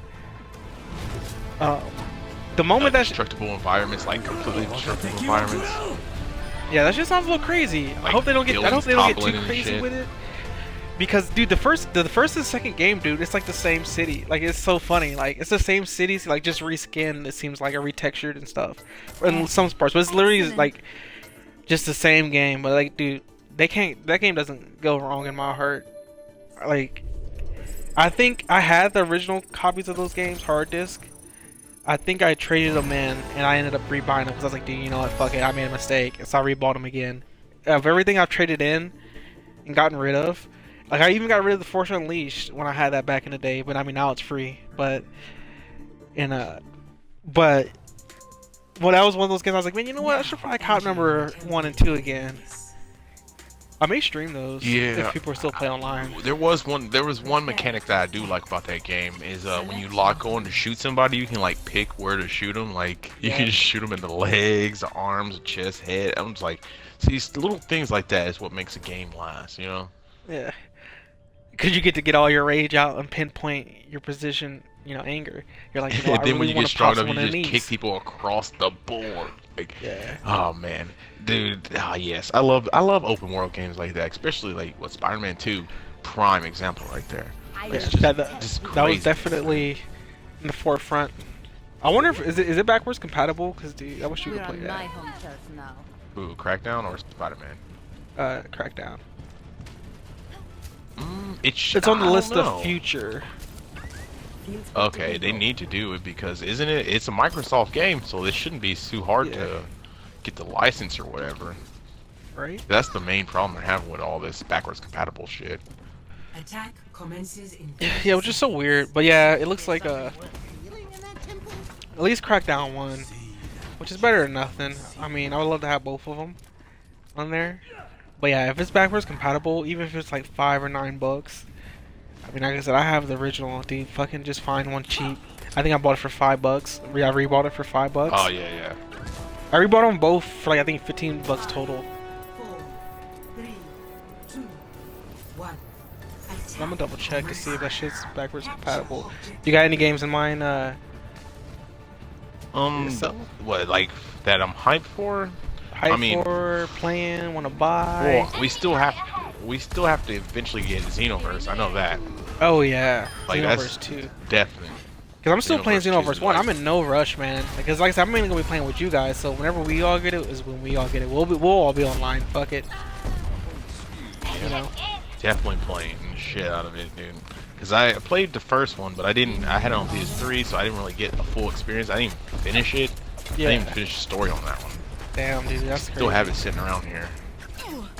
But I just, for some reason, I went with human, and that might have spoiled my whole fucking I think it vibe did, with the dude. game. I can't. Because Yeah. it felt intensely too hard. Like, Oh yeah, that's definitely a no-no. That game is weird in some spots, but it's definitely once you get adjusted to it, it's not hard. There's definitely moments though where you're like, dude, fuck this shit. Back in action. But like I said, I played the new one. I mean, the first one, like maybe a month ago, or at least like once I start playing 360 Xbox One again. Like, I still play that when I can. Especially once I found out that, you know, regardless, like my character gets taken over and all my save data, I'm like, eh, why not, dude? Why not get the second one? Why not finish playing it? Because I already had all the DLC from this. Because I think I got the season pass for that game. And yeah, there were still missions that I didn't even play. So I finally completed a lot of the missions. But I think I even got more to finish. Like there's like some, I think there's a couple hard ones I still have to finish. But for the most part, I've been going through, knocking out missions, and I don't even have all the moves. I don't know if the moves transfer over, but I finally got the fucking Wolfang Fist, because, I think, yeah, Tien and Yamcha as your masters was, like, DLC. Which is cool, because I always wanted the, you know, Wolfang Fist. Someone's dome him up real quick. And then they had a few Dragon Ball GT missions as well. But yeah, definitely Xenoverse 2. Must cop. yeah, I'm definitely must get it. I'm on, but I don't think, since I had it on PS3, I won't be able to like have my character transfer over, right? Probably not. Pretty much fucked on that. Hey, if you ever want to get a cheap copy of #1 and play that, man, let me know. I'm still playing #1. Especially if you can find it anywhere under $10. I mean, fuck it. Hey, So, hey, so we'll play while we do the podcast. you definitely. So you got any other games you want to talk about? Like anything besides, like, I know the Switch is coming out this weekend or Friday or whatever. So Yeah, the Switch is coming out. Like I said, I'm definitely gonna hold off on that for now. Since, like I said, I think I mentioned in the first episode, maybe. 'Cause I know we did talk about games last episode, so I didn't want to repeat the same games. right. So if you look at the first episode, there was Definitely I said a talked couple about other games. Overwatch last week. Yeah. Yeah, we talked about Overwatch. So if you're hearing all this ruckus in the background, just the audio version, obviously there's video game play component of this where we're just like chilling, playing Overwatch. So, you know, definitely you can check that out. And we recorded this show on live stream, so following, at least right now, Twitch/Christ_Dilorean is, like, you know, just randomly you'll see us, you know, record the podcast. So just obviously stay posted on everything as far as social links, because, you know, obviously the recording, they're not posted anywhere just yet. They're just obviously archived and stuff. But yeah, Overwatch is definitely what we mainly play. And then I think I talked about a couple fighting games last show.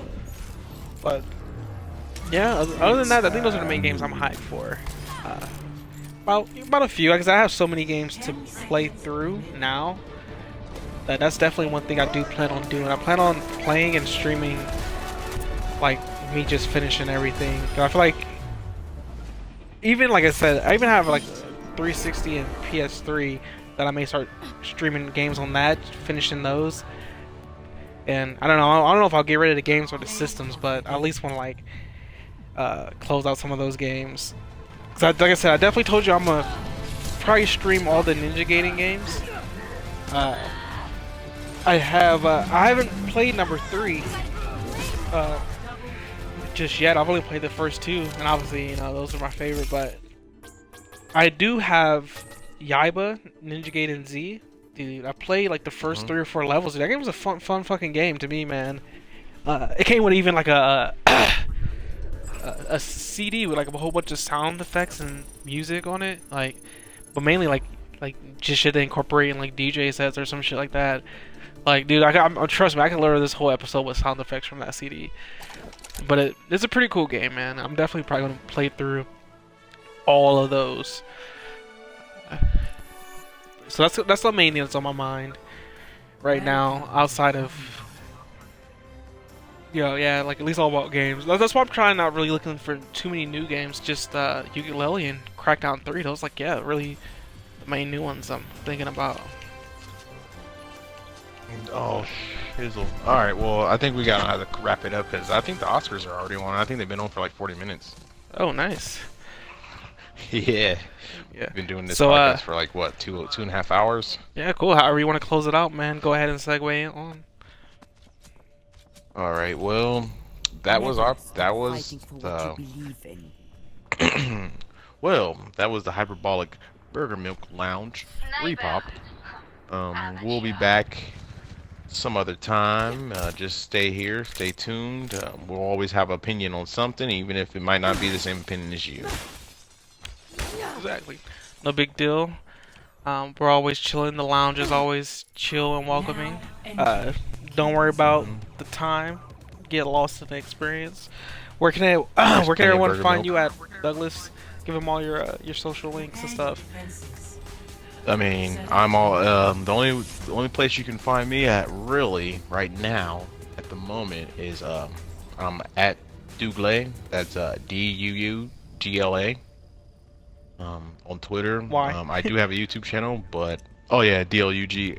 I almost forgot the what. I forgot the why. I was just Duuglay. Hey, that's how it goes. I'm just in this. Duuglay. I don't see. I never really have to give credentials or anything. Yeah, I know. Like it's like, right? It's like you already kind of see it everywhere. I'm sure it's gonna be like in the title, like, the names and shit. But I was like, whatever. It's a formality, right?